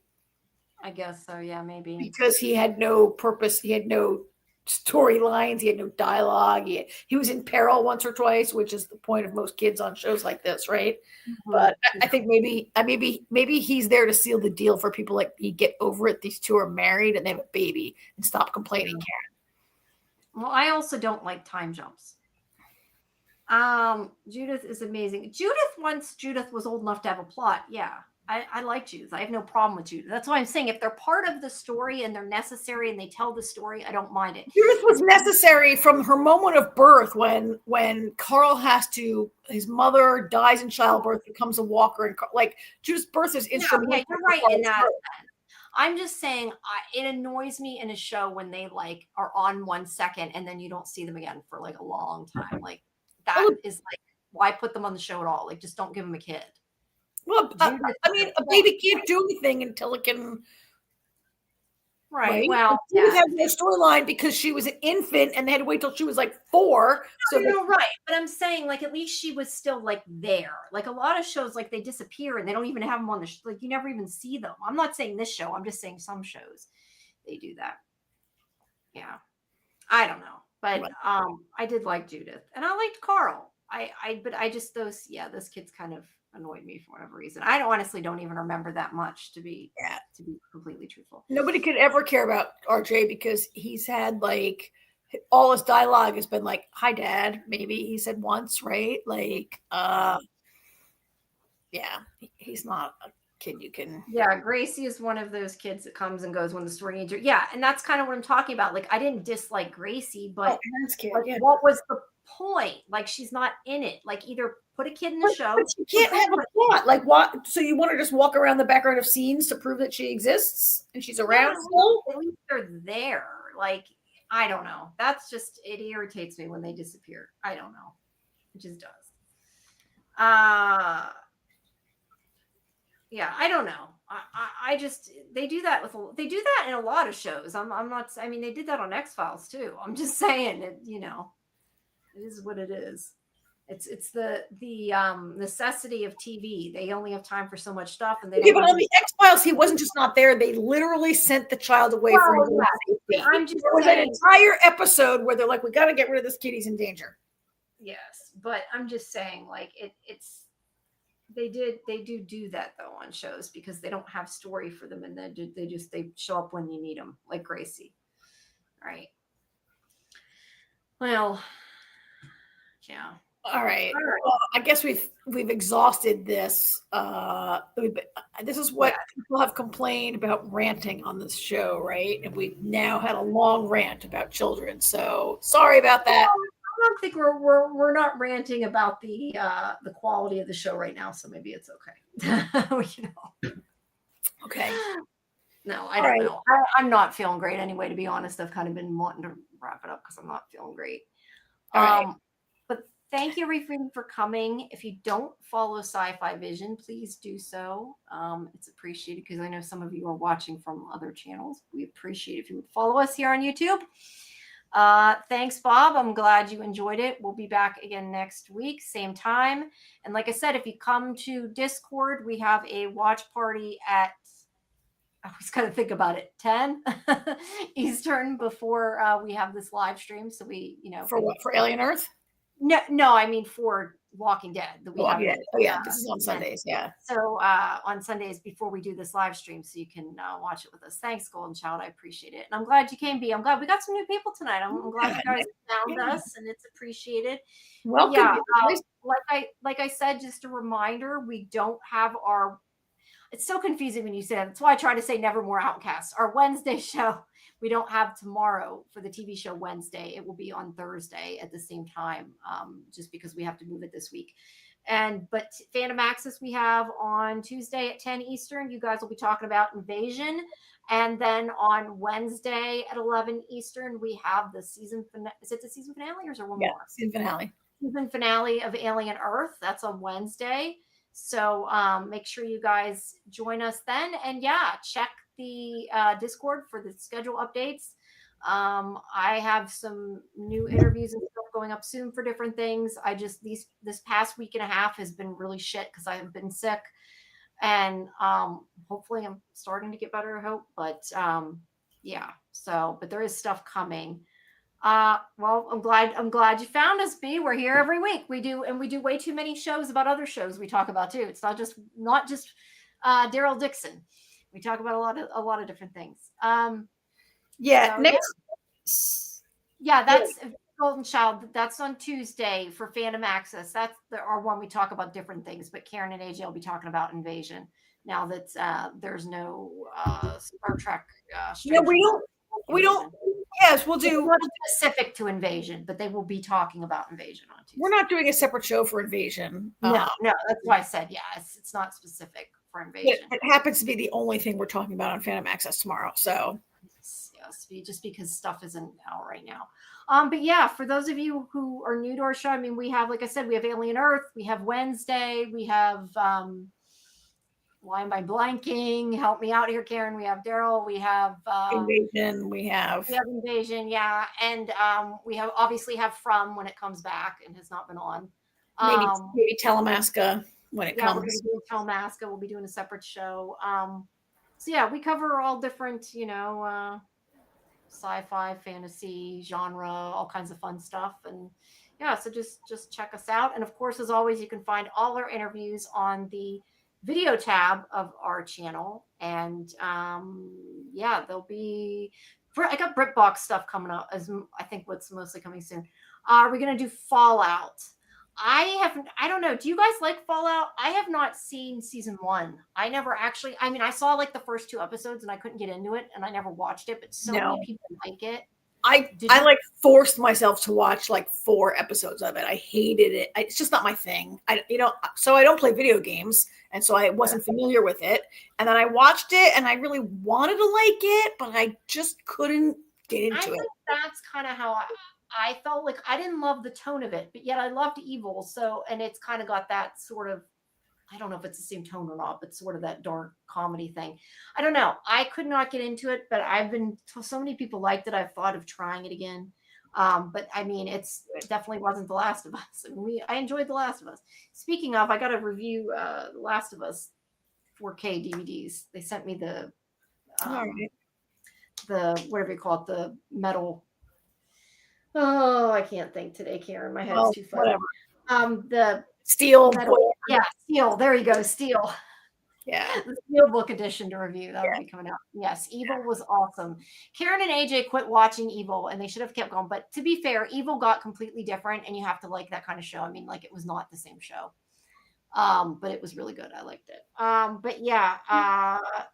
Yeah, I think we're not going to do Fallout. I don't think AJ watched Fallout either. I think none of us watched it. Yeah, I might try it again and see how it goes. But right now, I'm on my Agents of S.H.I.E.L.D. kick. I thought you had watched that. You should watch it. It's AJ who loves it. Yeah, I thought you had seen it. I gotta work. I gotta work from like 9 a.m. to midnight tomorrow. Because both my jobs, I got the office and then I got Monday Night Football. So, I gotta jump. All right. Well, thanks everybody for coming. Please like and subscribe and hype the video, and we will see you next time. Have a good night, everybody. Thanks, y'all. Bye. Good night.